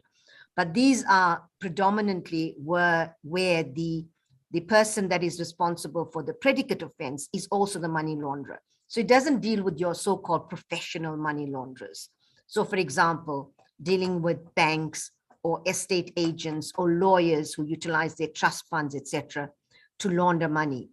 That's where South Africa has been found to be lacking. And in this regard, Chair, and this relates both to money laundering, but also terror financing, where the financial sector plays a very, very important role. The Financial Intelligence Center in particular, working with law enforcement, plays a crucial role, together with working with the private sector, with the banks, that it's only with good financial intelligence that law enforcement would be able to properly deal with these matters. And so one of the questions that was raised in terms of what I think was by Honorable Breitenbach was, what are the high level interventions? And what we have been doing is engaging with the FIC and also looking at engaging with in the various fora like SAMLET, where the banks are also represented, and it involves a whole lot of private sector as well as government entities. We really have to find a way where the financial intelligence is better with regard to these issues, so that law enforcement can have good analytical reports and act on them. And we have been engaging particularly with Advocate Kanyile in the FIC to look at how we could get a better product so that law enforcement can act on it. But I'm going to leave it at that point. I'm going to ask Advocate de Kock to say a few things about this, and then we can move on to responding to the questions. Thank you very Advocate much. Kok, are you? Please go ahead. Thank you very much, NDPP. Chair and members of the committee, I think that it's important to recognize, firstly, that our response to the mutual evaluation report is not just an NPA response. It's a whole of government response. And this response is led by National Treasury and by the Financial Intelligence Center of the country. The MPA is responsible largely for three of the outcomes in terms of that report. Many of the outcomes are talking to the financial sector and talking to regulations applicable to both the banks and to other industry players that's dealing with cash, that's dealing with flows of money, and that's dealing with trust funds and trust accounts. So a lot of the work that is relevant to the FATF outcomes speaks to the financial sector, and hence the legislation that's been tabled by Treasury in that regard to try and address many of those gaps that were identified by FATF in its evaluation of the country. As far as the prosecution and investigation is concerned, this is where the MPA and the investigating authorities have an active role to play in terms of addressing those particular outcomes, as well as the asset forfeiture unit and asset recovery disciplines within the state machinery. We also have a role to play in terms of international cooperation, mutual legal assistance, and the extraditions that happens within the country. So within the organization, we have, firstly, as the NDPP indicates, we are working very closely with the FIC. We are working very closely with the DPCI, and a work stream has been created particularly to address the issue of intelligence, investigations, and prosecutions. As a result of the work of that work stream, we've identified that since the evaluation report was done in the country up until the end of March, when we submitted information to FATF, we have finalized 534 money laundering cases within South Africa. Now, the importance of that 534, it speaks to the collaboration between the FIC, the DPCI, and the prosecution. So a lot has been done to address particularly the issue of money laundering, but more needs to be done to address the issue of standalone money laundering. So that is where we charge individuals on money laundering counts as standalone counts, as opposed to charging individuals on money laundering charges in relation to cases that involve other offenses, which we call the predicate offenses. So I did speak about that earlier. Then at the moment, we have an additional 72 money laundering cases on our court rolls. And this is the challenge that I identified that we spoke about within the operational meetings of the directors of public prosecutions, that these are the cases that are linked to other offenses. And that is the reason why we sometimes have difficulty in getting those cases finalized speedily. But it still remains a priority for us to do that. So as far as the other work that we are doing as in the investigation and prosecution of money laundering offenses, the MPA has created the money laundering desk within the MPA that coordinates the work of all our business units, including the asset forfeiture unit. And some of the information that has been provided to the committee in terms of the recoveries to date, particularly recoveries that's linked to state capture, has already been furnished to the FATF. in terms of some of the successes that the country has gone through. The second important feature that we must recognize is the creation of the ID. Now, when the FATF evaluation took place, the ID had not been set up.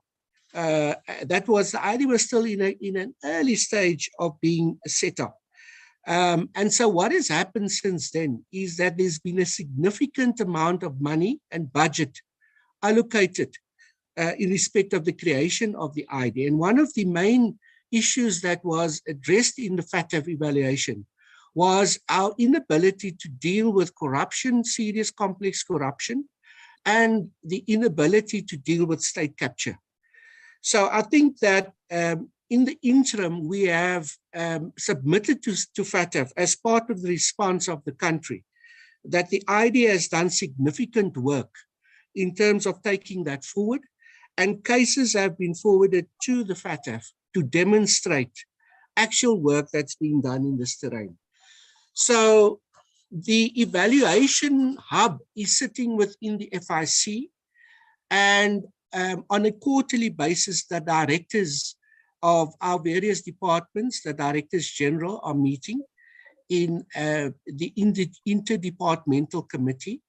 And at the last interdepartmental committee that is chaired by the Treasury, the MPA was commended for the work with the DPCI that has been done in the interim in the last 2 years. So the FIC in particular, and the presentation that was presented, was that we've made great strides in investigating and prosecuting, and we've demonstrated that too by the evidence that we've submitted to the FATF. Of course, the FATF will have to do the evaluation, which I understand will happen in January, where all of this can be tested. But ultimately, we are confident as law enforcement that we are doing significant work to speak to the outcomes relevant to investigation of prosecution. As far as the terror financing aspects are concerned, these matters are led by the intelligence agencies of our country. The MPA participates in this work stream. So there's another work stream that deals with terror financing.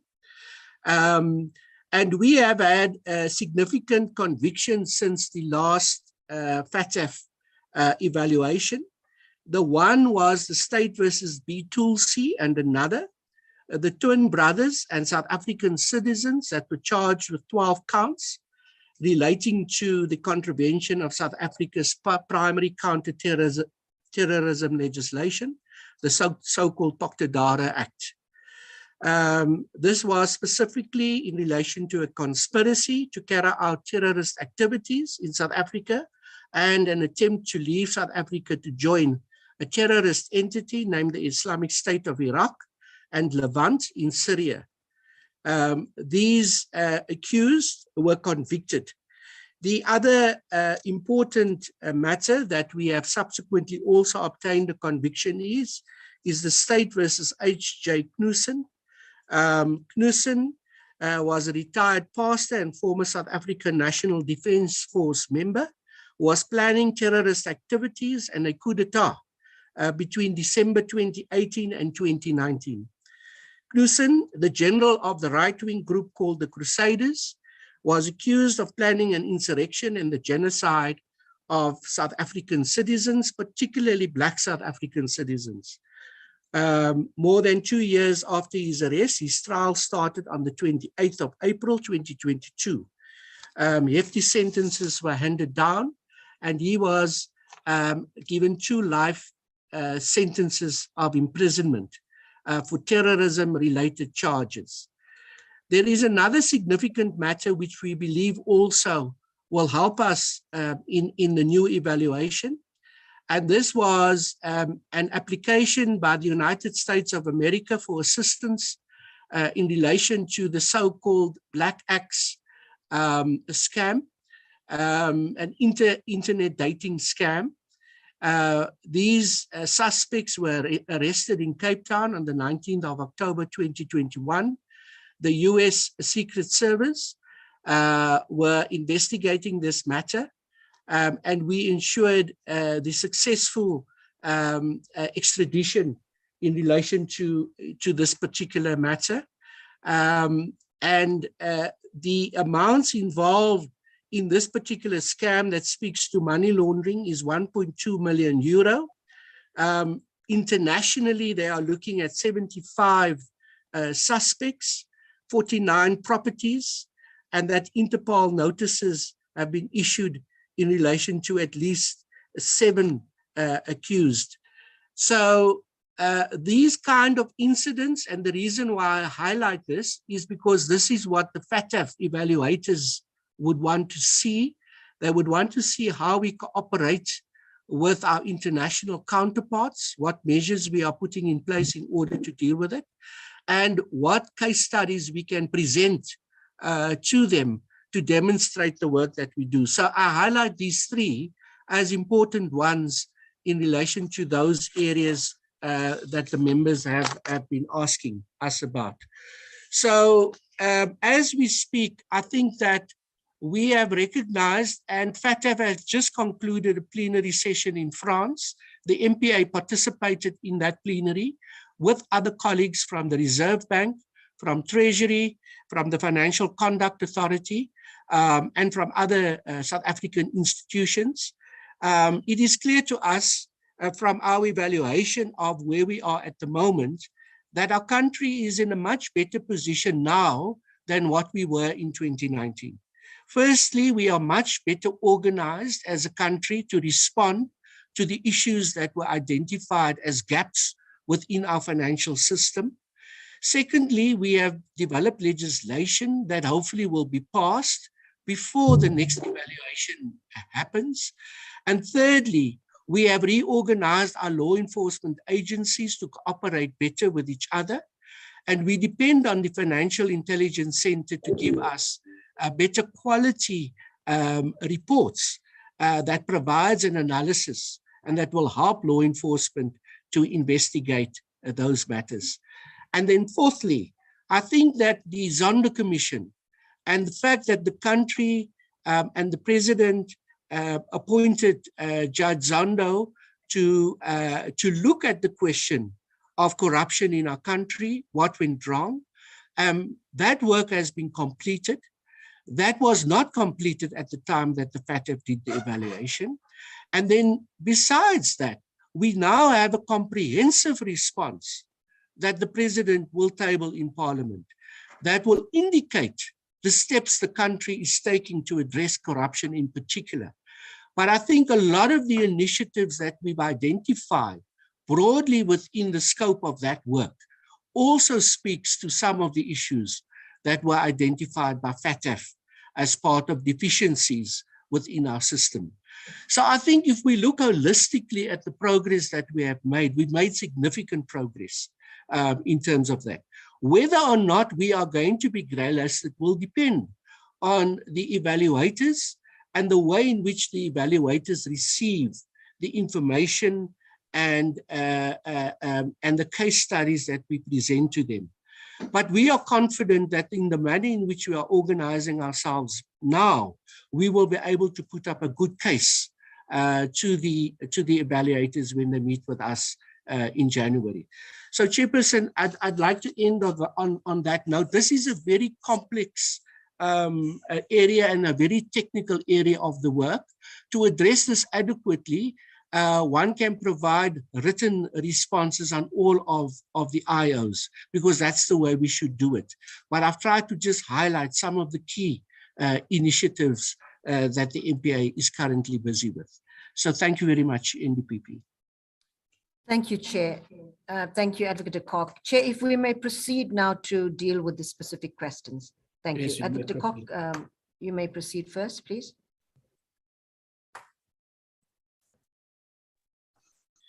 The next question, and there's been a number of questions relating to the Steinhoff matter.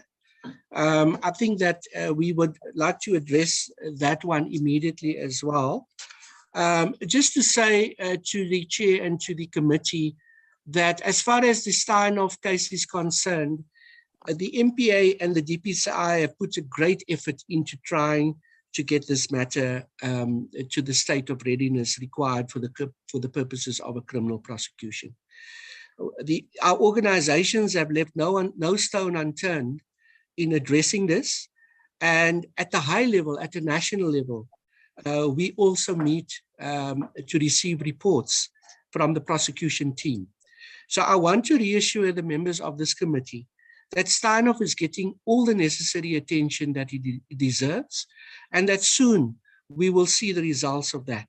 The challenge we of course have is that we cannot speak too much about what we are doing as far as Steinhoff is concerned.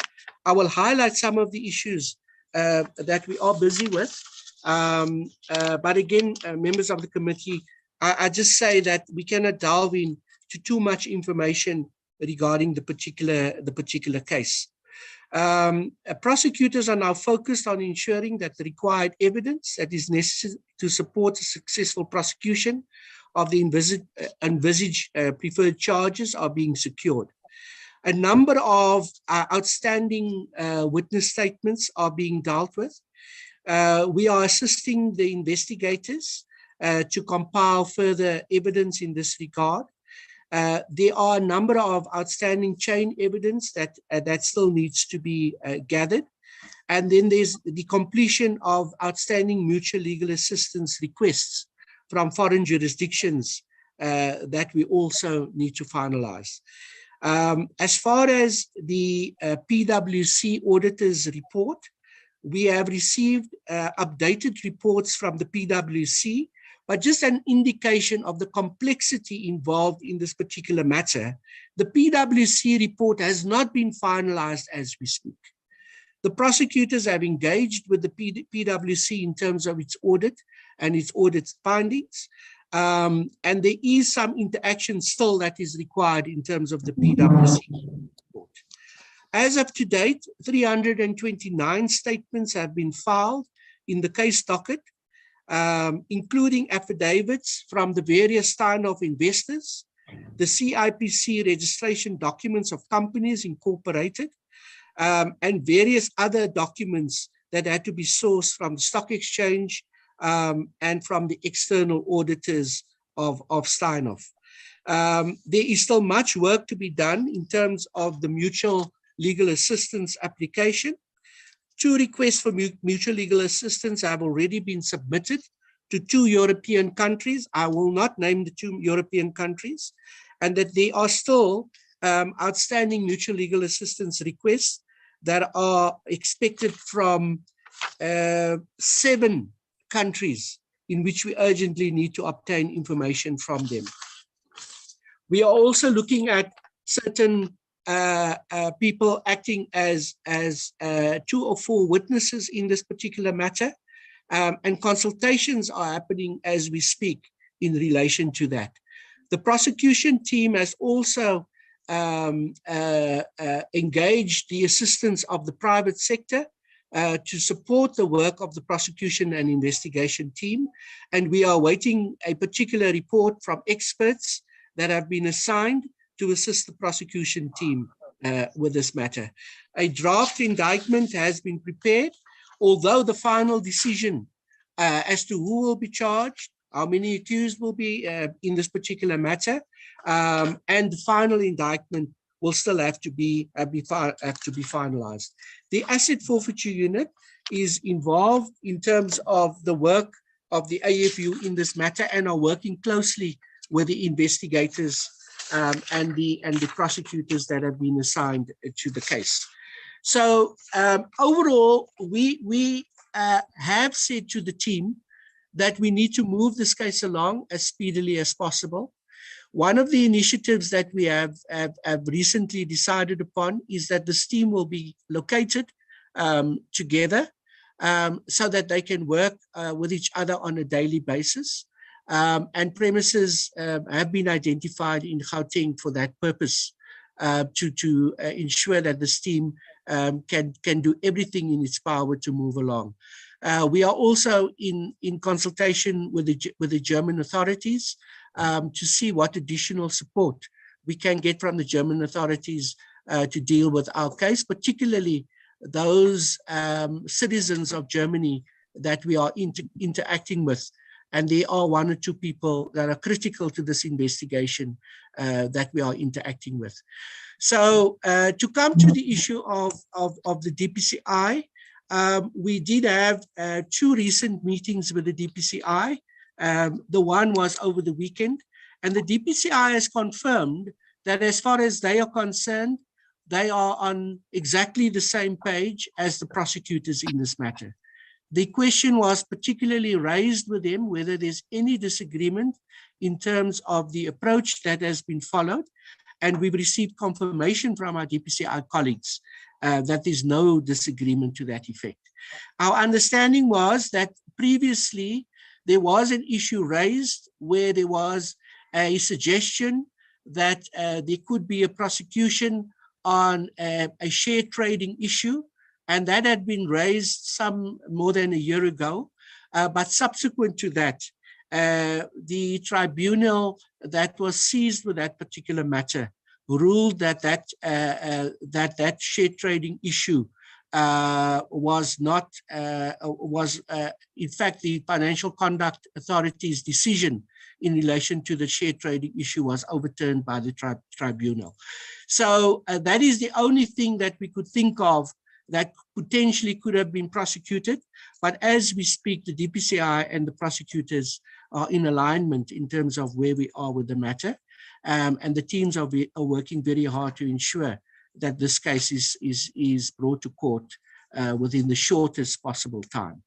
As far as the Reserve Bank is concerned, the Reserve Bank and the DPCI, in terms of the investigation of the exchange control regulations, have been in touch with each other. I believe that a further meeting is going to be held with the Reserve Bank to understand whether or not the Reserve Bank wishes to refer criminal charges for investigation to the DPCI. That meeting has not happened. In the interim, the officials dealing with the matter have raised the secrecy provisions relevant to the work of the Reserve Bank, but those ongoing discussions with the members of the DPCI are currently taking place with the Reserve Bank. So, Chairperson and the committee, that is the input that we can provide in relation to Steinhoff. NDPP, I hand back to you.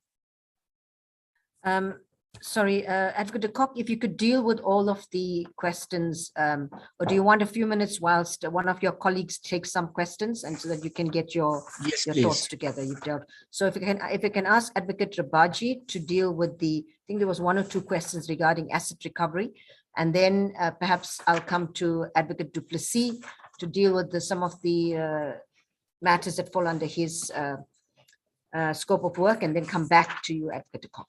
Advocate Rabaji.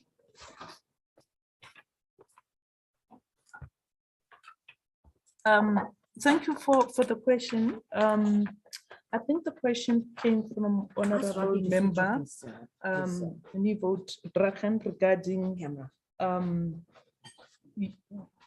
the value of recoveries relating to corruption or related offenses, and what AFU is going to do as far as not achieving that target.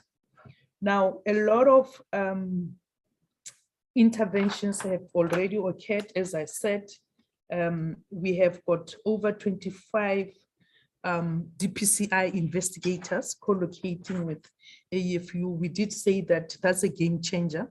It's going to help us to speedily deal with investigation of process of crime to ensure that there's no dissipation of assets. So that has been completed. We've also are working closely with the task team, where again there's DPCI colleagues as well as our prosecution colleagues, because this relates to corruption or related offenses. So whatever strategy that the task team has put in place, as well as the ID dealing with corruption is concerned, AFU will then be able to deal with the matter.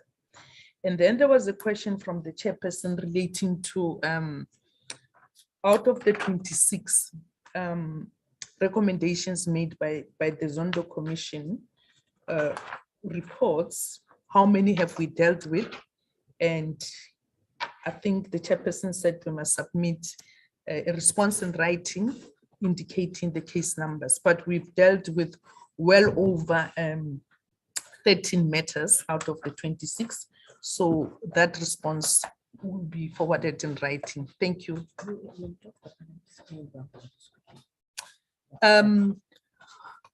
There are a lot of interventions, and some of them, of course, it's overall for asset forfeiture to achieve their targets, and the others, it's relating to FATF recommendations. You will recall that the FATF recommendations relating to asset forfeiture is immediate outcome number 8, which dealt with the fact that asset forfeiture, at the time when they did assessment in 2019, had not done any recoveries relating to state capture. So where we are standing now, where we are over 13 billion in terms of frozen assets. So we have intervened, but we've also signed a memorandum of understanding with the GPCI, SARS, and FIC relating to unexplained wealth orders initiative. We have seconded 4 senior members of the AFU to work at SARS regarding this initiative. So that will, in a way, address fighting corruption as well as FATF recommendations. Thank you. Thank you very much, Advocate Rabaji. If I could hand over to Advocate du Plessis to deal with questions, and then I'll come back to Advocate de Kock and then finalize any outstanding questions after that. Thank you. Thank you very much. I'll try and flick through the questions as quickly as I can. And then if there are any left out, we can come back. So the first one was on the progress on the Office of Ethics and Accountability. Indeed, as we stated, a vitally important initiative in the organization. The progress has, there's been extensive progress on it. We've done the organizational design process. We've done significant amount of internal engagement, trainings and preparations for it. Unfortunately, we cannot finalize the process and appoint the new staff into place until the regulations have been signed off on. And we're at the final stage of that. We're hoping to do that certainly before the end of the year. I know the Minister has also committed to this. Once those are in place, then there will be a process to appoint the new leadership and the new team. And of course, it's a transition process because we have the internal management unit that will be, the OEA will essentially be taking over from, but we have to transition this process. There's been a lot of engagement with the bargaining council. So it's been a complicated process, but it's very well advanced. And we're hoping that from early next year, the structures will be put in place for all the reasons that were mentioned. The second question raised was around the Deputy Director's salary, and it's not really just an OSD process. It's a little bit broader than that.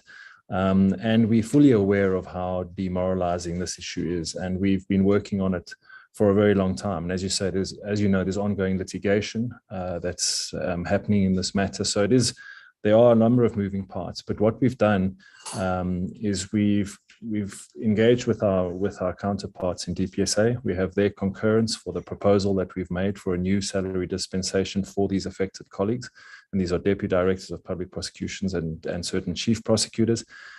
This proposal has been discussed extensively with the team that's been set up. We have an internal team that's been working with them. We meet on a regular basis, communicate with them. But unfortunately, at this stage, the final decision is not within our hands. It is a decision that has to be signed off by the Minister of Finance.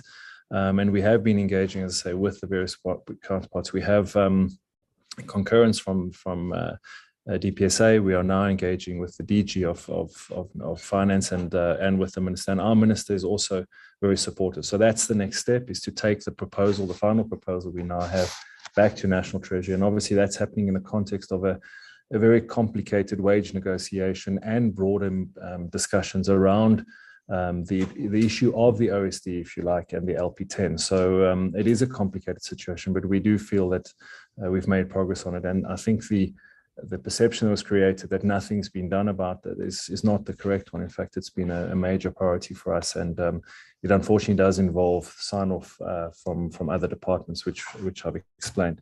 The question of whistleblowers and asset forfeiture, that's vitally important, and I think you would have seen in the President's response to Zondo on Sunday night that the decision has been taken, that there will be a review not only of the Witness Protection but also the Protected Disclosures Act, to make sure that both of these are bolstered in light of the recent experiences that we have and the priority that has to be given to whistleblowers.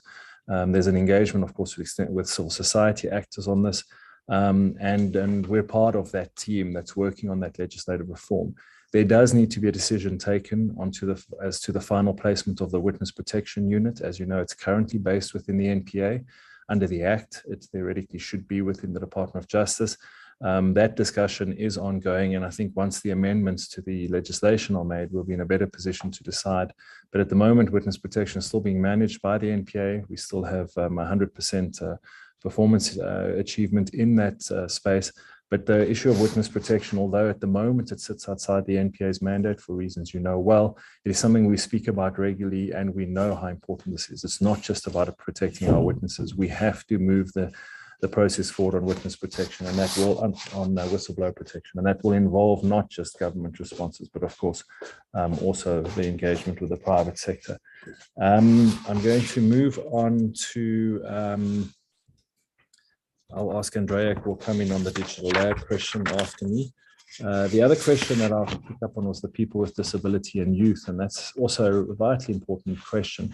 But the statistics, I don't think, tell the full picture. I can give them, and there are 24 people with disabilities that have been disclosed within the NPA, and we have a campaign around that, and that's not a high percentage, but it certainly is something that we take seriously, and we engage on a number of initiatives around that segment of staff. The question of youth is very important. I think that's defined as under 35. And we're quite proud to say that 21% of the NPA is regarded as falling within that category. But in line with the Minister's commitment to modernization of the organization and to bringing younger people into our ranks, we're certainly going to be ramping this up. We don't have specific targets yet, but within our APP for next year, we're going to be targeting youth employment extensively. And it's not just through our aspirant prosecutors program, it's also in terms of how we engage with our broader recruitment strategies. We need to bring more youth into our organization, but at this stage, 21% is the figure. The question that was asked around cultural enhancement and the racial inclusion program, the webinar, that was an ongoing process. It wasn't an end in itself. And yes, it did have a really important impact because, of course, cultural enhancement it cuts across so many areas, but racial inclusion and the question of racial diversity in the organization is vitally important. So that is a key pillar of it. There was one element in a broader process, and there will be further seminars of that nature. And if you'd like more information, we can send you the write-up of that seminar if you'd like. The chair, you asked some very important ones. I don't want to rush too much, but let me quickly go through the ones you spoke about.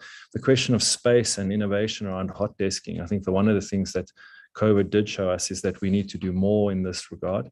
It is a bit difficult with the nature of some of the work that prosecutors in particular do and the engagements they need to have with witnesses and counterparts. So hot desking is more complicated, but certainly in the context of our head office staff, it's something we're looking at.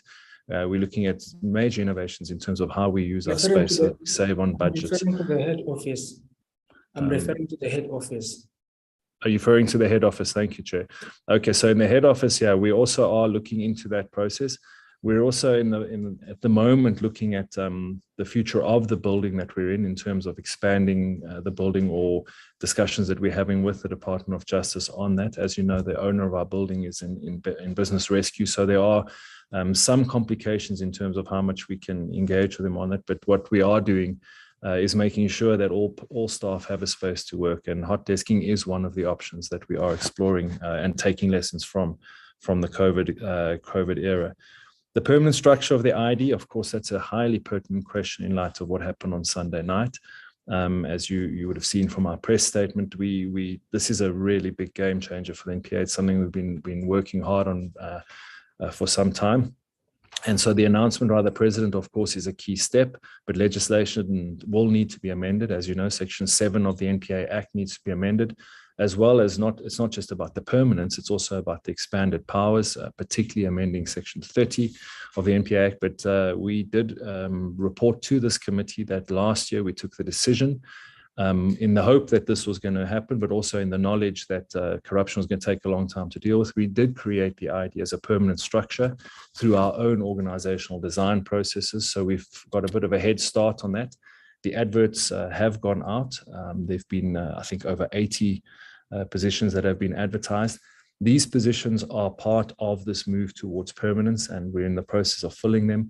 Of course, now that the announcement's been made by the president, including the expanded powers, we need to really move that process forward to create what is essentially a new entity within the NPA, an expanded entity with these additional powers that will require new product protocols, new procedures, and of course, very important changes in how the ID operates within the NPA. But we've just come out of the ID strat plan last week where this was discussed. So there is an operational work plan that is being developed.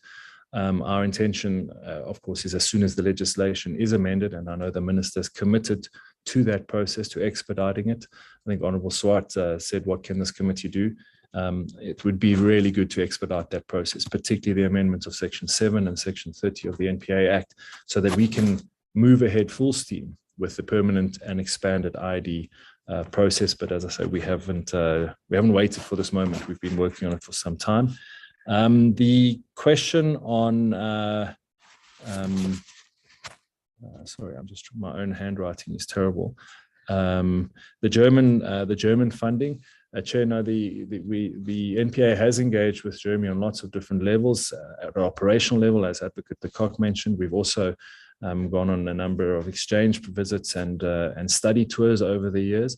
In terms of actual funding from the German government, there is a discussion that we're having with National Treasury and the German government for a multi-year capacity building initiative, but that funding will not come to the National Prosecuting Authority. It will go through National Treasury according to the prescripts that have to be followed and to protect the NPA's independence. But that negotiation is still in process, but it will be managed by National Treasury, and the money will be allocated to the NPA through the normal fiscal process through the RDP fund.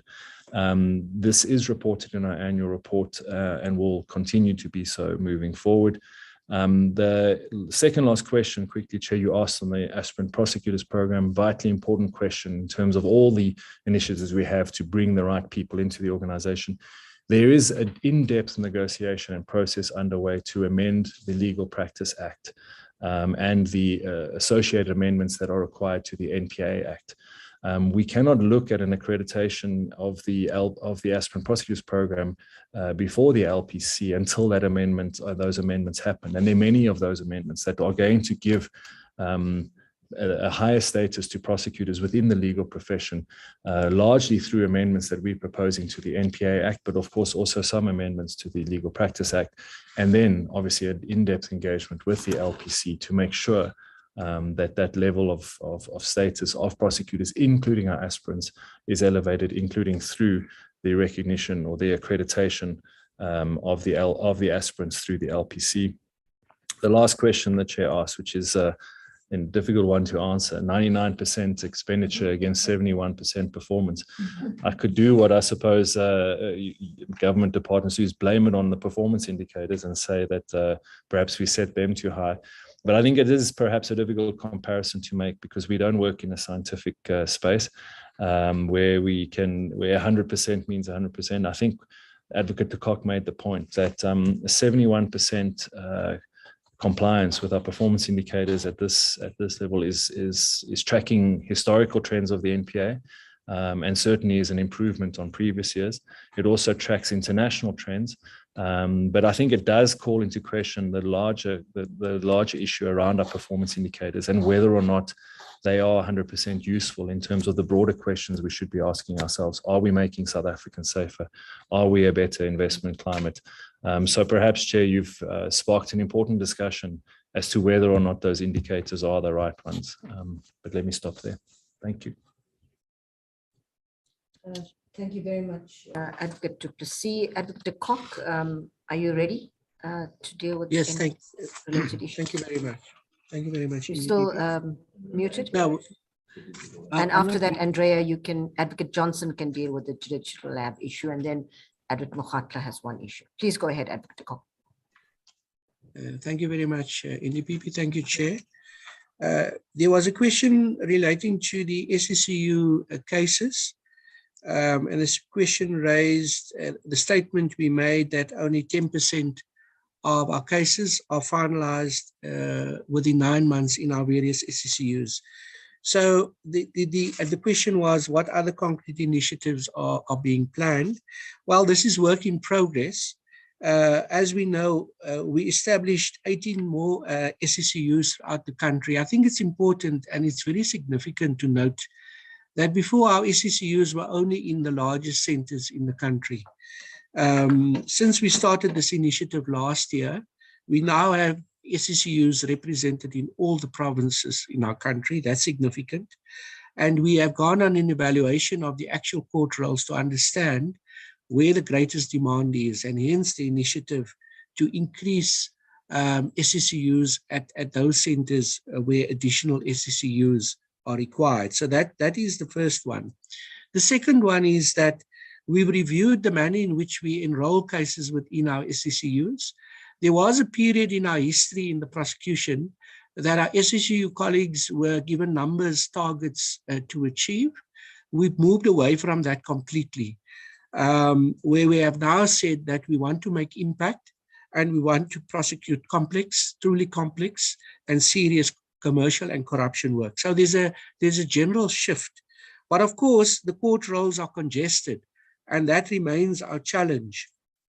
An additional initiative that we've taken is to enroll cases in our high courts. And we've demonstrated recently that more and more cases that would have previously have been enrolled in the SCCU courts are now being enrolled in the High Court. The third initiative relates to our interaction with the judiciary.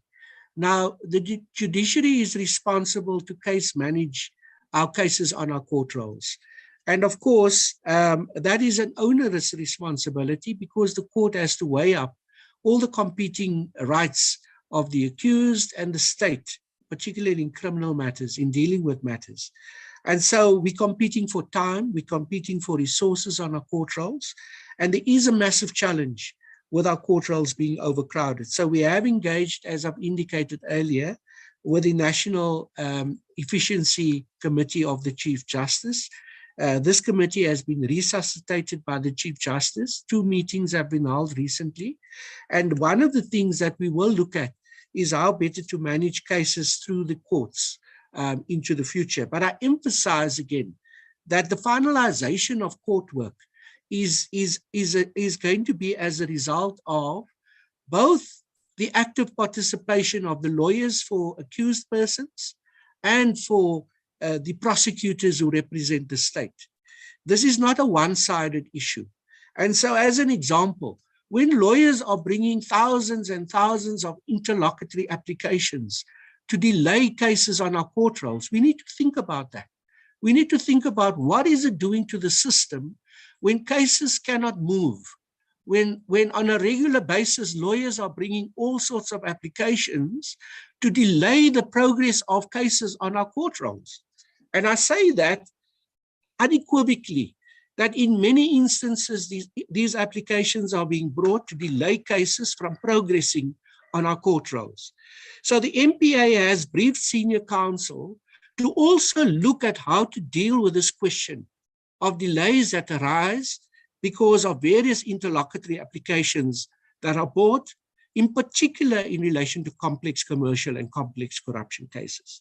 Our senior counsel has recently produced a document. We are looking at that very carefully, and we are then also looking at the kind of approach that our prosecutors must consistently follow in terms of opposing interlocutory applications where it's justified to oppose it, and also to insist that prosecutions must proceed so that we can avoid these delays from proceeding. But I think that perhaps the committee could also assist us with this question, because perhaps it is time that we must review our Criminal Procedure Act. I know that we've been talking for a long time about the commission, the Law Commission, looking at the Criminal Procedure Act.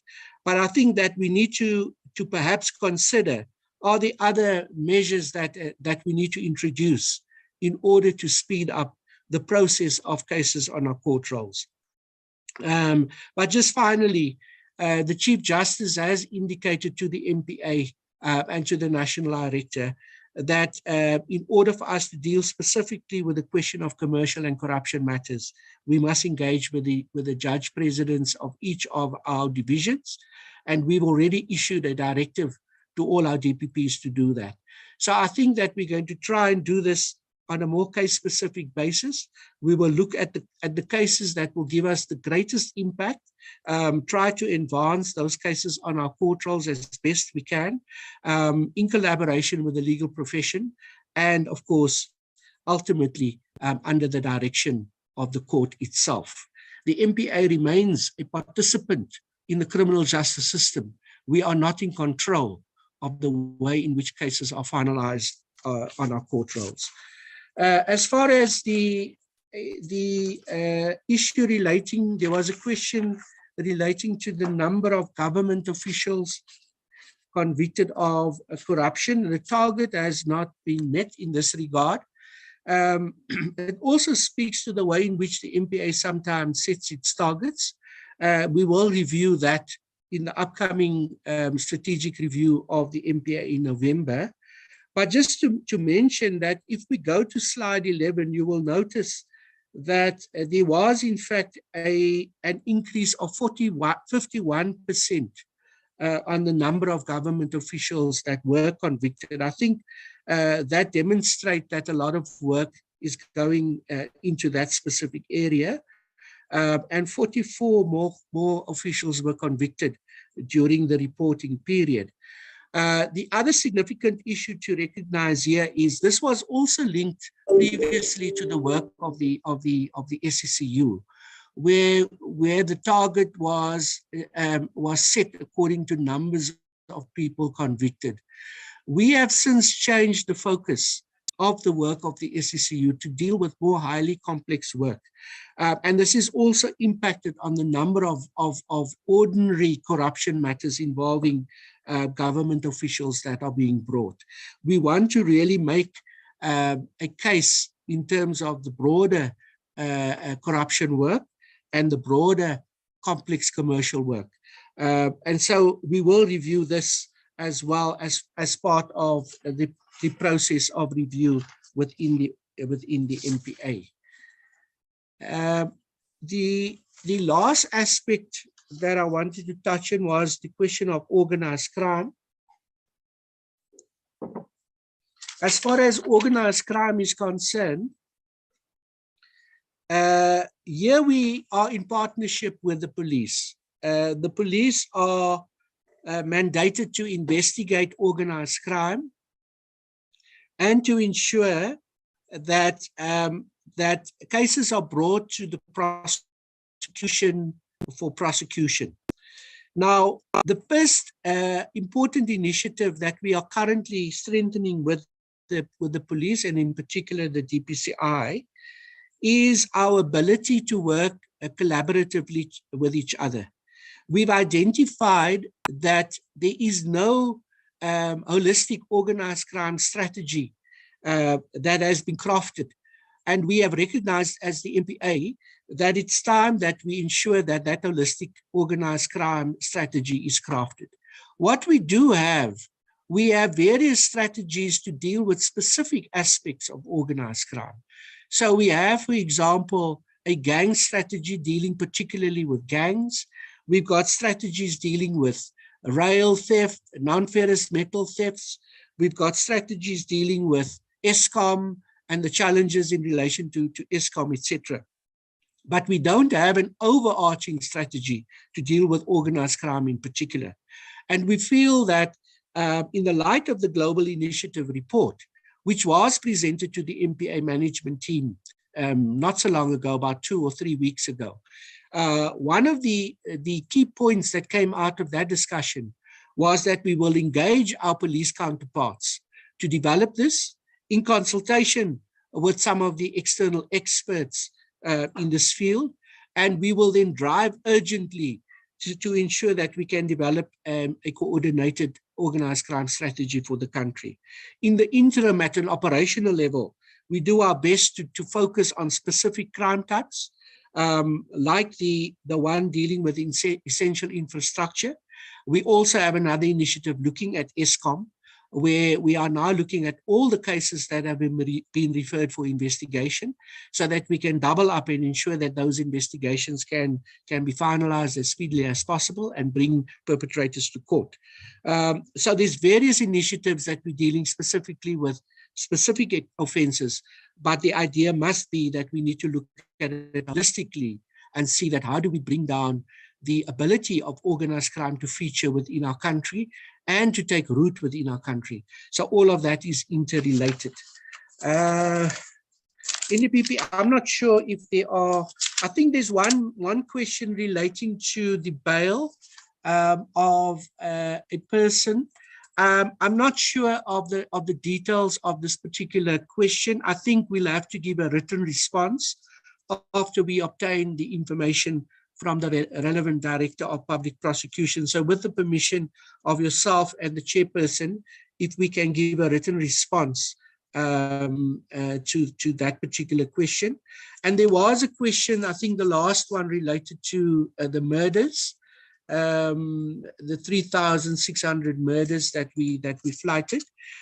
Just to say that the MPA is very concerned about the murder rate in the country and the increasing murder rate in the country. We have recently engaged with the National Commissioner's Office, and we have set up a particular initiative to look at how best do we address this collectively between ourselves and the police to ensure that cases that we are able to bring the murder rate down. One of those initiatives is going to be dealing with dockets that are not getting relevant attention at police stations. What we want to do is to identify the police stations with the highest numbers of murders, and for prosecutors and investigators to look at all of those dockets. I think that there are so many dockets that have been opened at police stations that are just not getting attention. So that is one of the initiatives that we want to enhance to ensure that we play our part in preventing murders from happening going forward. The other initiative that I think is key to this is our community prosecutions initiative. So the MPA has established a community prosecution initiative, as reported earlier. The implementation or the further implementation of that initiative is going to be the next phase of the work of the MPA. And I think that one of the areas that we have to identify in terms of community prosecution is serious violent crime. And so we're going to have to work very closely with partners. We're going to have to work with the police in terms of reactive investigations, but we're also going to have to work with our communities in terms of preventing crimes, and particularly serious violent crime, from happening in the first place. We're going to have to work with local councillors. We're going to have to work with NGOs. We're going to have to work with municipalities. So this is the whole process of the community prosecutions, and we hope that that will also bring about a change in the crime rate. And finally, I think the implementation of the crime prevention strategy is something that we also spoke about when we had the presentation of the global initiative. And we feel that more can be done by the country to deal with the crime prevention strategy. And so these are some of the things that we will be speaking with our partners about in order to address the murder and other serious violent crime in the country. Thank you very much, NDPP and Chairperson. Thank you very much, Advocate Cock. Advocate Johnson, I know you're online, but I understand that you have a poor line. Can you try and see if you're able to deal with some of the questions?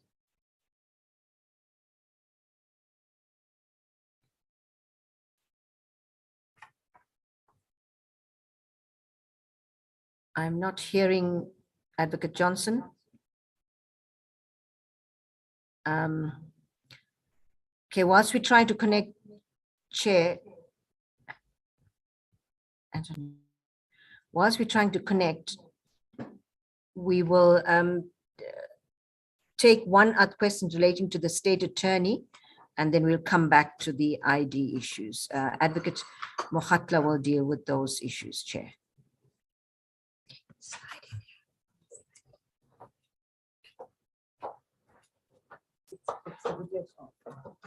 Great.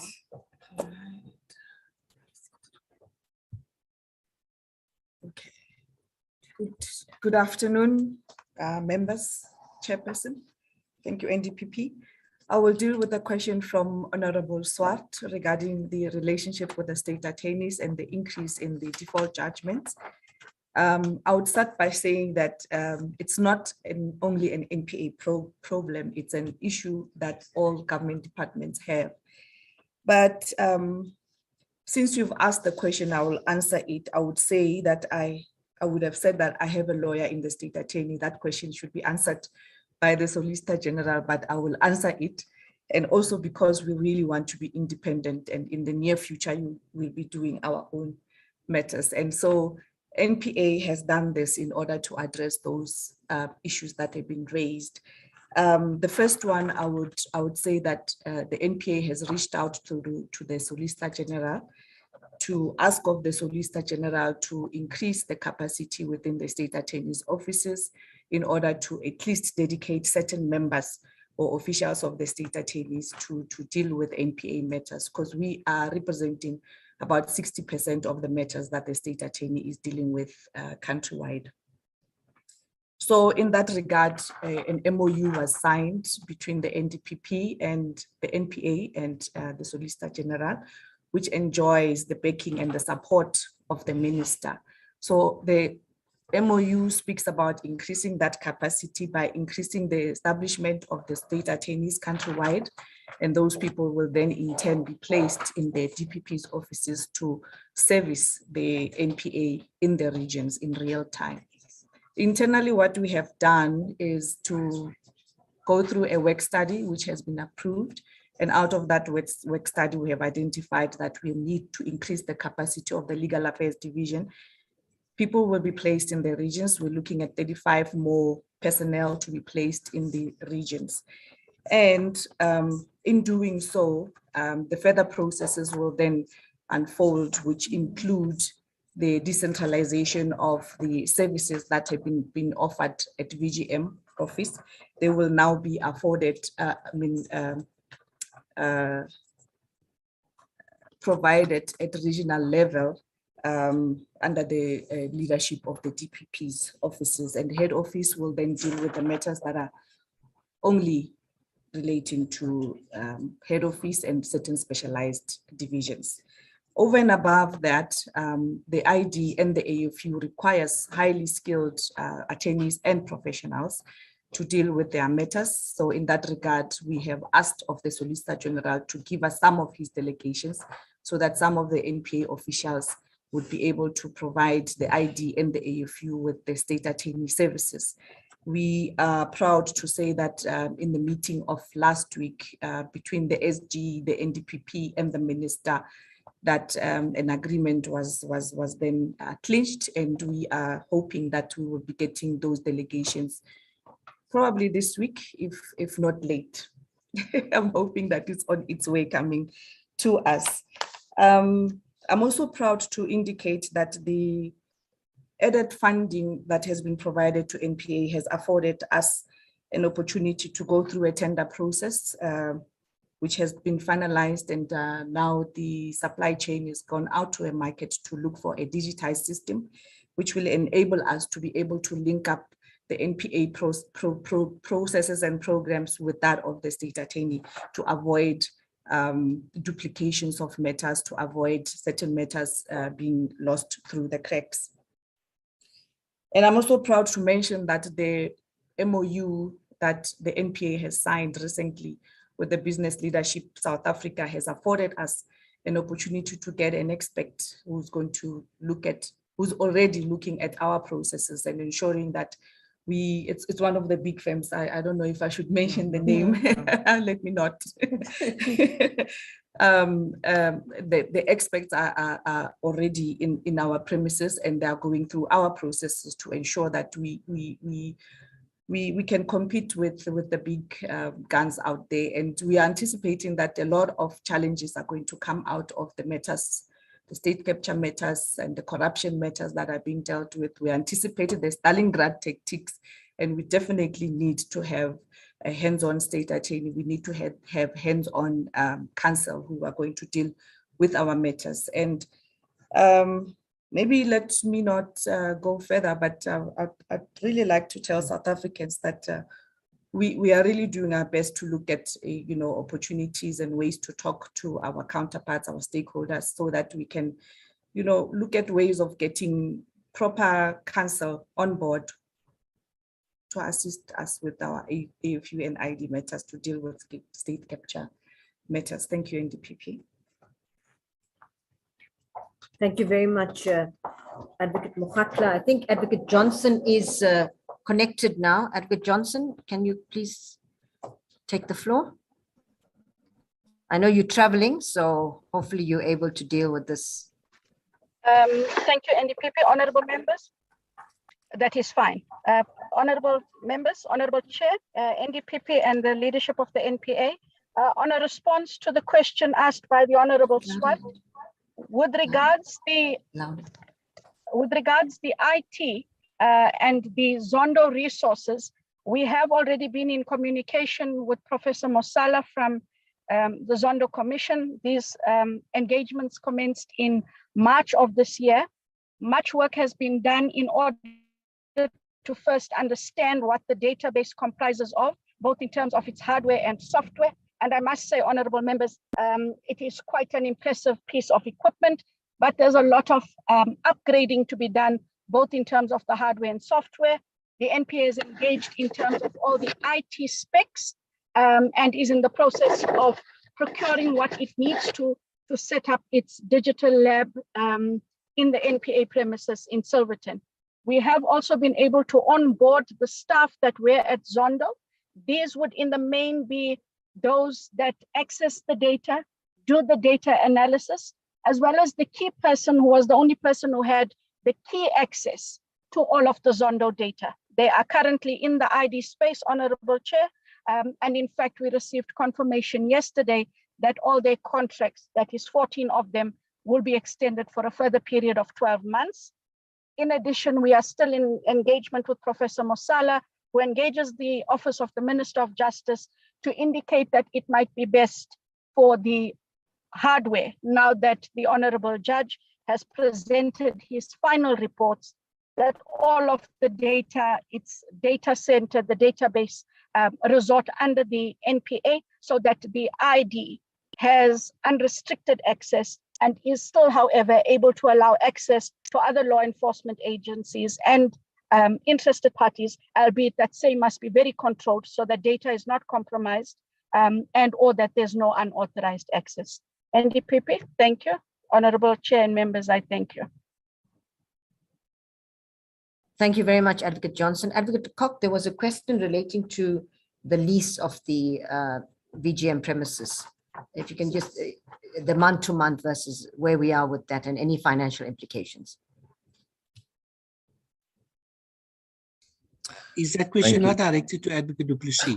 Yeah, don't worry, Rodney. I've got it.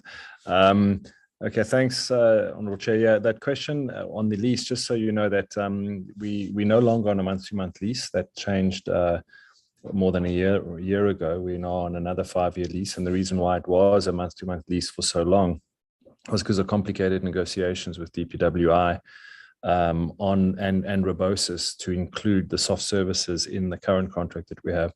So you'll be pleased to know we are no longer on a month-to-month contract with VGM. Thank you. Thank you very much, Advocate du Plessis. Chair, there's just a few matters that I would like to deal with to wrap up, and those that have not been addressed, or just highlighting a few things.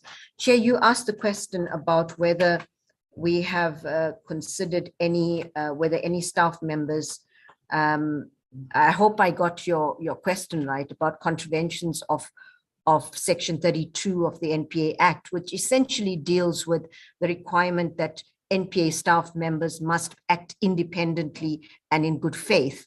And then 32(1)(b) dealing with any interference in the work of the NPA, and that these are criminal offences in terms of the Act.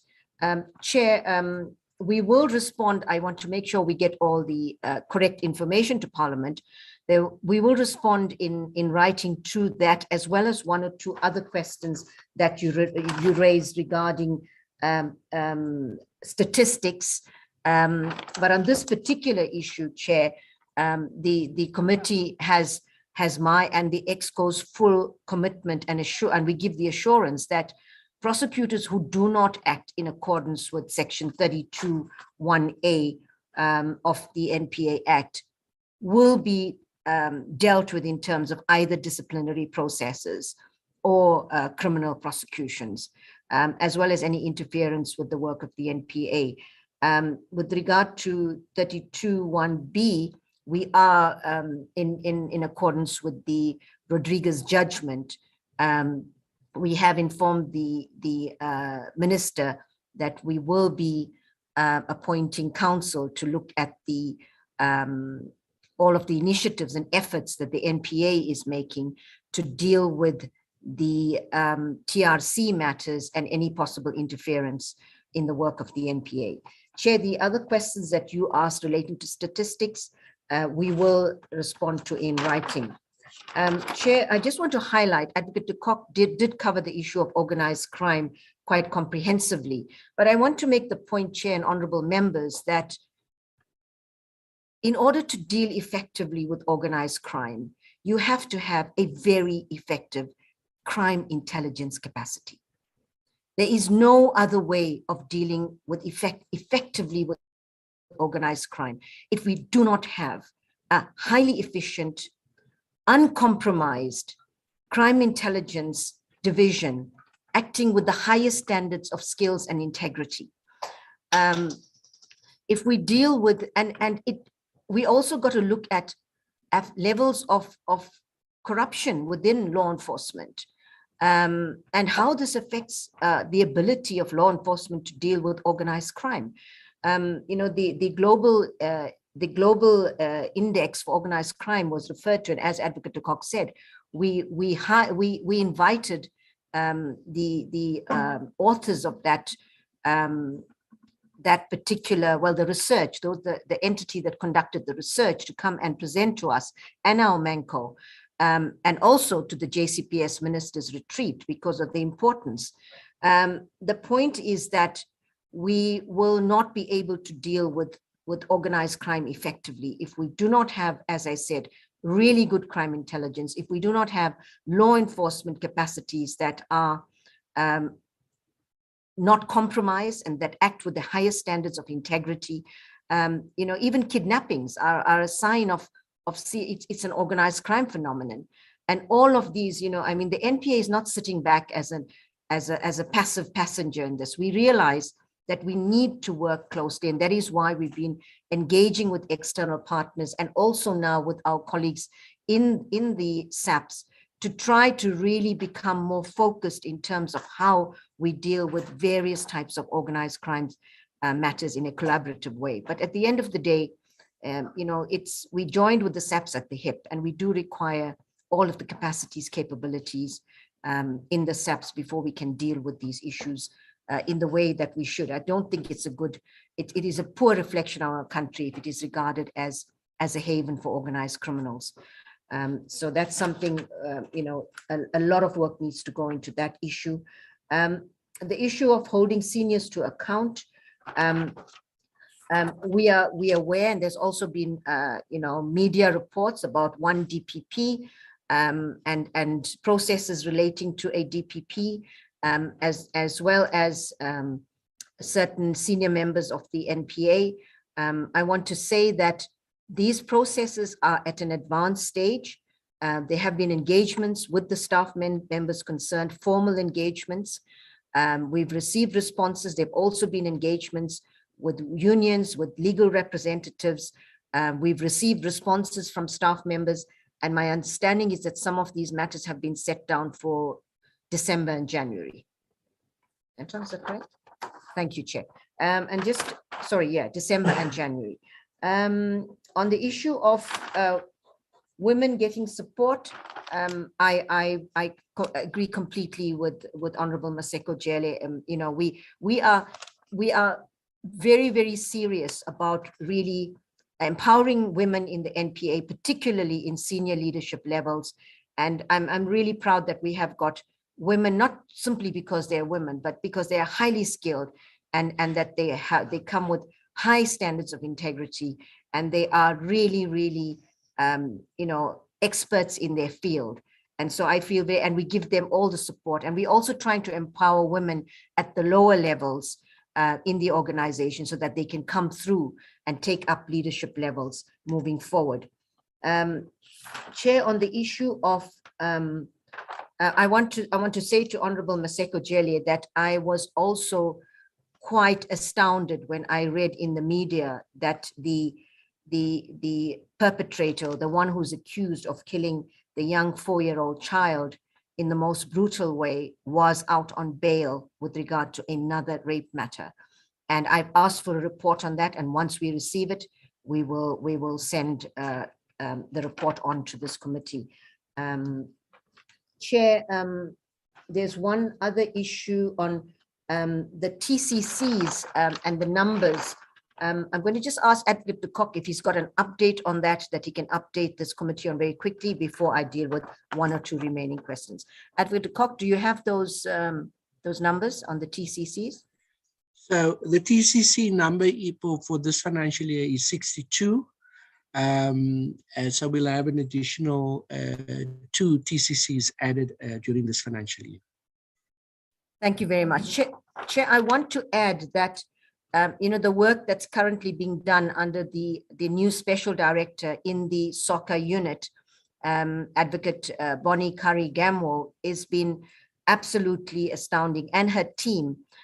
We are working very, very closely with the private sector in order to create, well, firstly, in order to first ensure that the existing TCCs all are upgraded. Those that require refurbishments has been done. We've had incredible support from the private sector. We are also working with the private sector to set up new TCCs in various areas. And in fact, the one TCC that I think will be launched in November in Limpopo it's a new model for TCCs. In the past, these have always been a space within a hospital. And I must now acknowledge the work of all our partners in the space of sexual and gender-based crimes. We deal with so many different, besides the police and the normal government partners, we deal with so many NGOs that help us with supporting victims and survivors of sexual and gender-based crimes, even at the TCCs, with the Department of Health. You know, I really want to acknowledge all of the role players that help in this process. But the model, the TCC in Limpopo is a new model. As I said, it's the first one where, together with the private sector donation, we're having a new TCC built from ground level. So, you know, it's incredibly exciting, and it's at roof level, and we're hoping that that will be launched in November. But we're really trying to push the number of TCCs that we have. We're also working with the SAPS Forensic Services Division and looking at all the help desks and trying to see how we could link these help desks in the SAP stations to TCC centers. So there's a lot of good work happening in that space, and we will be able to update the committee on that. I think there's just one other outstanding issue that was raised. The issue of impunity that was raised by Honorable Breitenbach. You know, just to say that, you know, we agree that it's hugely important for you know, convictions and for people to be, for the consequences of criminal conduct and for people to be imprisoned. But that is not the only, you know, measure of whether we are winning in the battle to end impunity. The very fact that people are being arrested, shows that impunity is no longer a given. And the very fact that people now are not confident about the fact that they will never be arrested, the very fact that people now would be wondering about when, not whether, but when the knock on that door will come, is an important step in the fight against impunity. And so even though people may not be physically incarcerated now, and we are really doing everything we can to deal with all of the Stalingrad tactics, etc., it will happen. But people, I am sure, would be mentally incarcerated, just wondering about when that knock on the door is going to come. And that in itself is a consequence. Chair, there was one, I think, question by Honorable Yako about, it was a difficult one in terms of, you know, what are the root causes, and why do we have such high levels of criminality, particularly corruption, and, you know, the political involvement, and why do South Africans as a nation, why do we feel that we can get away with it? For a long time, South Africans were very comfortable in the thought that they could get away with corruption in particular, because there was no will, and because of the capture of many state institutions. Prosecutions were not taking place. But if one, the tide is changing, and if one really have to consider what is the root cause of corruption, it is really in a lack of good governance and a lack of ethical leadership. And if we want to ensure, you know, we're not going to, I've said this before, we're not going to be able to prosecute ourselves out of corruption. It is really important that the preventative steps, that we ensure that there are systems and processes put in place that make it very, very difficult, that we've got to ensure good governance, we've got to ensure ethical leadership. And so I think those are, that's as far as I can take that question. Chair, I think we have responded to most of the questions. Those that we haven't, we will respond to in writing, unless there's anyone in particular the chair would like us to deal with at this point. Yeah, no, just I think one issue that I think we did not raise is the issue of optimum case. Optimum coal mine. Optimum coal mines, yes. How far are you?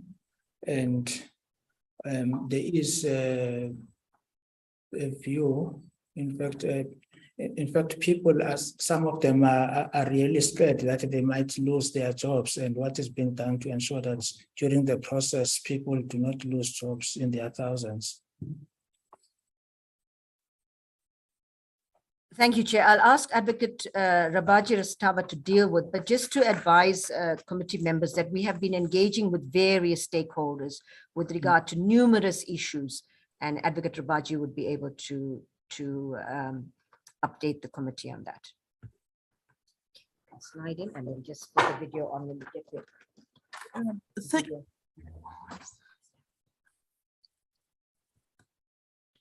Thank you, Chairperson, for the question.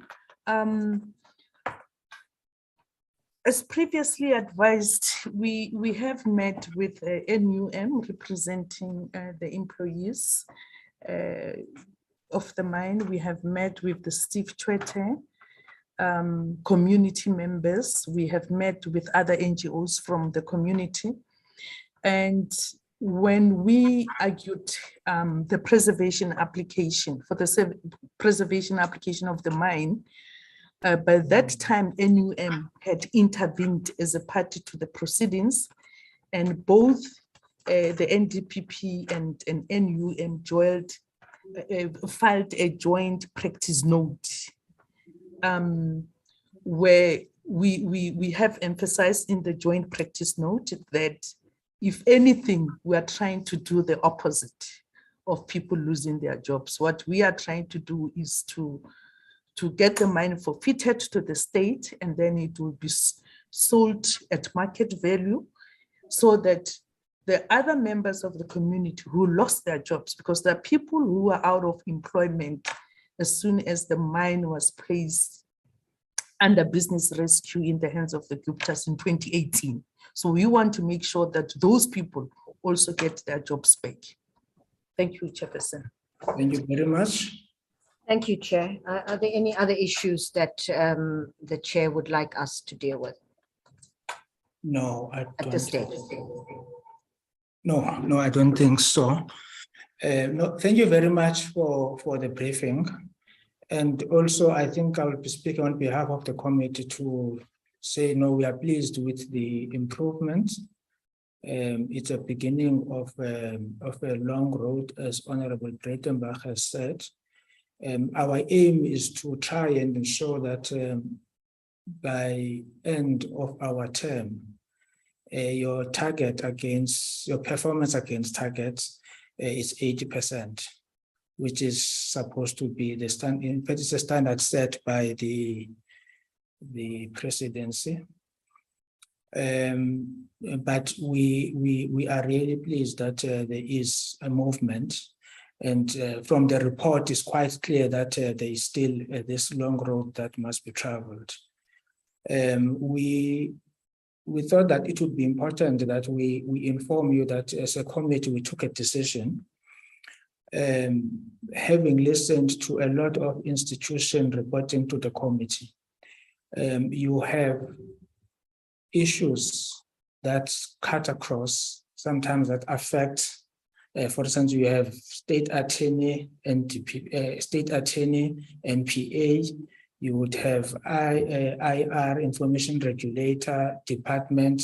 You have issues that you did not raise, but I think where you said you would want a DDG to facilitate, a position of a DDG to facilitate a better coordination in terms of delegations of powers for administrative purposes. So what we have decided to do is to have a physical meeting where all the entities that report to the committee will be part of that meeting, together with the DGs and the national commissioners and the minister.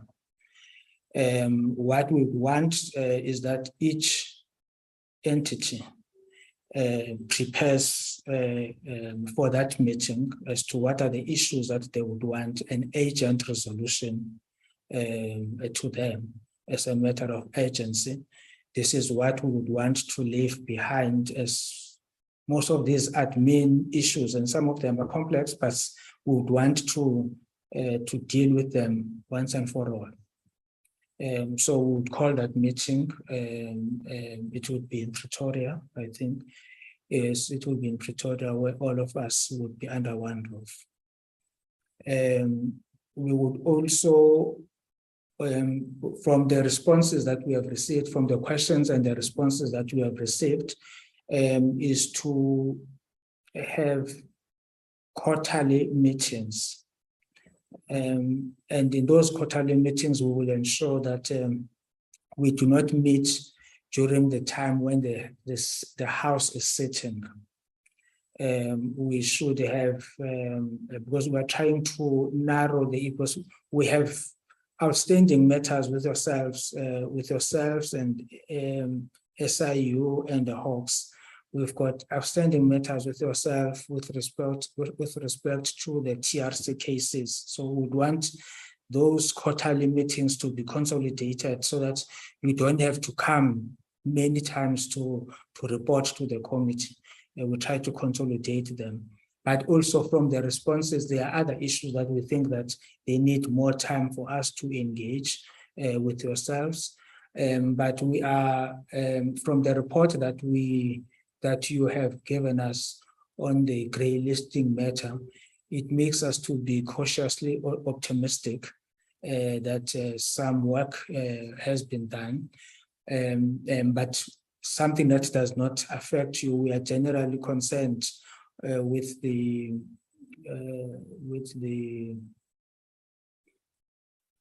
terrorist financing bill, because I think it is still in the National Assembly. It will have to go to the NCOP and go to the president. So I don't think that February would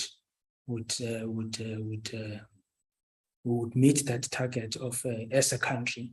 We would meet that target of February. I'm not sure what are the implications of it, but I think holistically the report that you have given, but we don't know what they will be looking at. But it makes us at least to be cautiously optimistic that the state of affairs in 2019, 2020, there has been some improvement.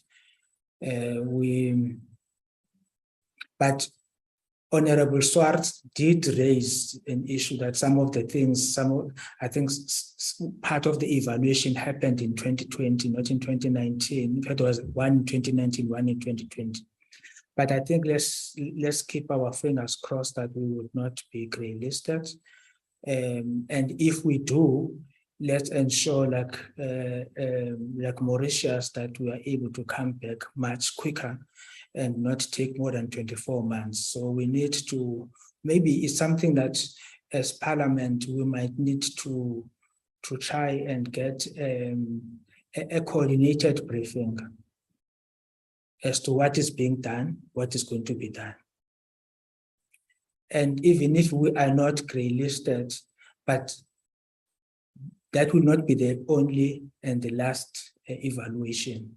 How should we make sure that we are not grey-listed at all? If we are grey-listed, how do we get out of it as soon as possible? But thank you very much. Thank you very much, NDPP, and to your team. I think the last word is to congratulate all the prosecutors who are lawyers for the people. I like the United States concept. They don't say state versus, it's the people versus. So a prosecutor is the lawyer of the people, for the people. It's not an easy job. It's a very difficult job. Proving beyond reasonable doubt, the case beyond reasonable doubt is not an easy thing, but they are there. They are the soldiers on the ground who ensure that those cases are proved beyond reasonable doubt to all of them, and the auxiliary services and the NPA that supports them. We would like to salute them. Thank you very much. Thank you very much. And thank you, Honorable Chair, Honorable Members, for your ongoing support and guidance. Thank you very much. Thank you very much, members. We'll meet tomorrow at 9:30. The meeting is adjourned. Thank you, Chairperson.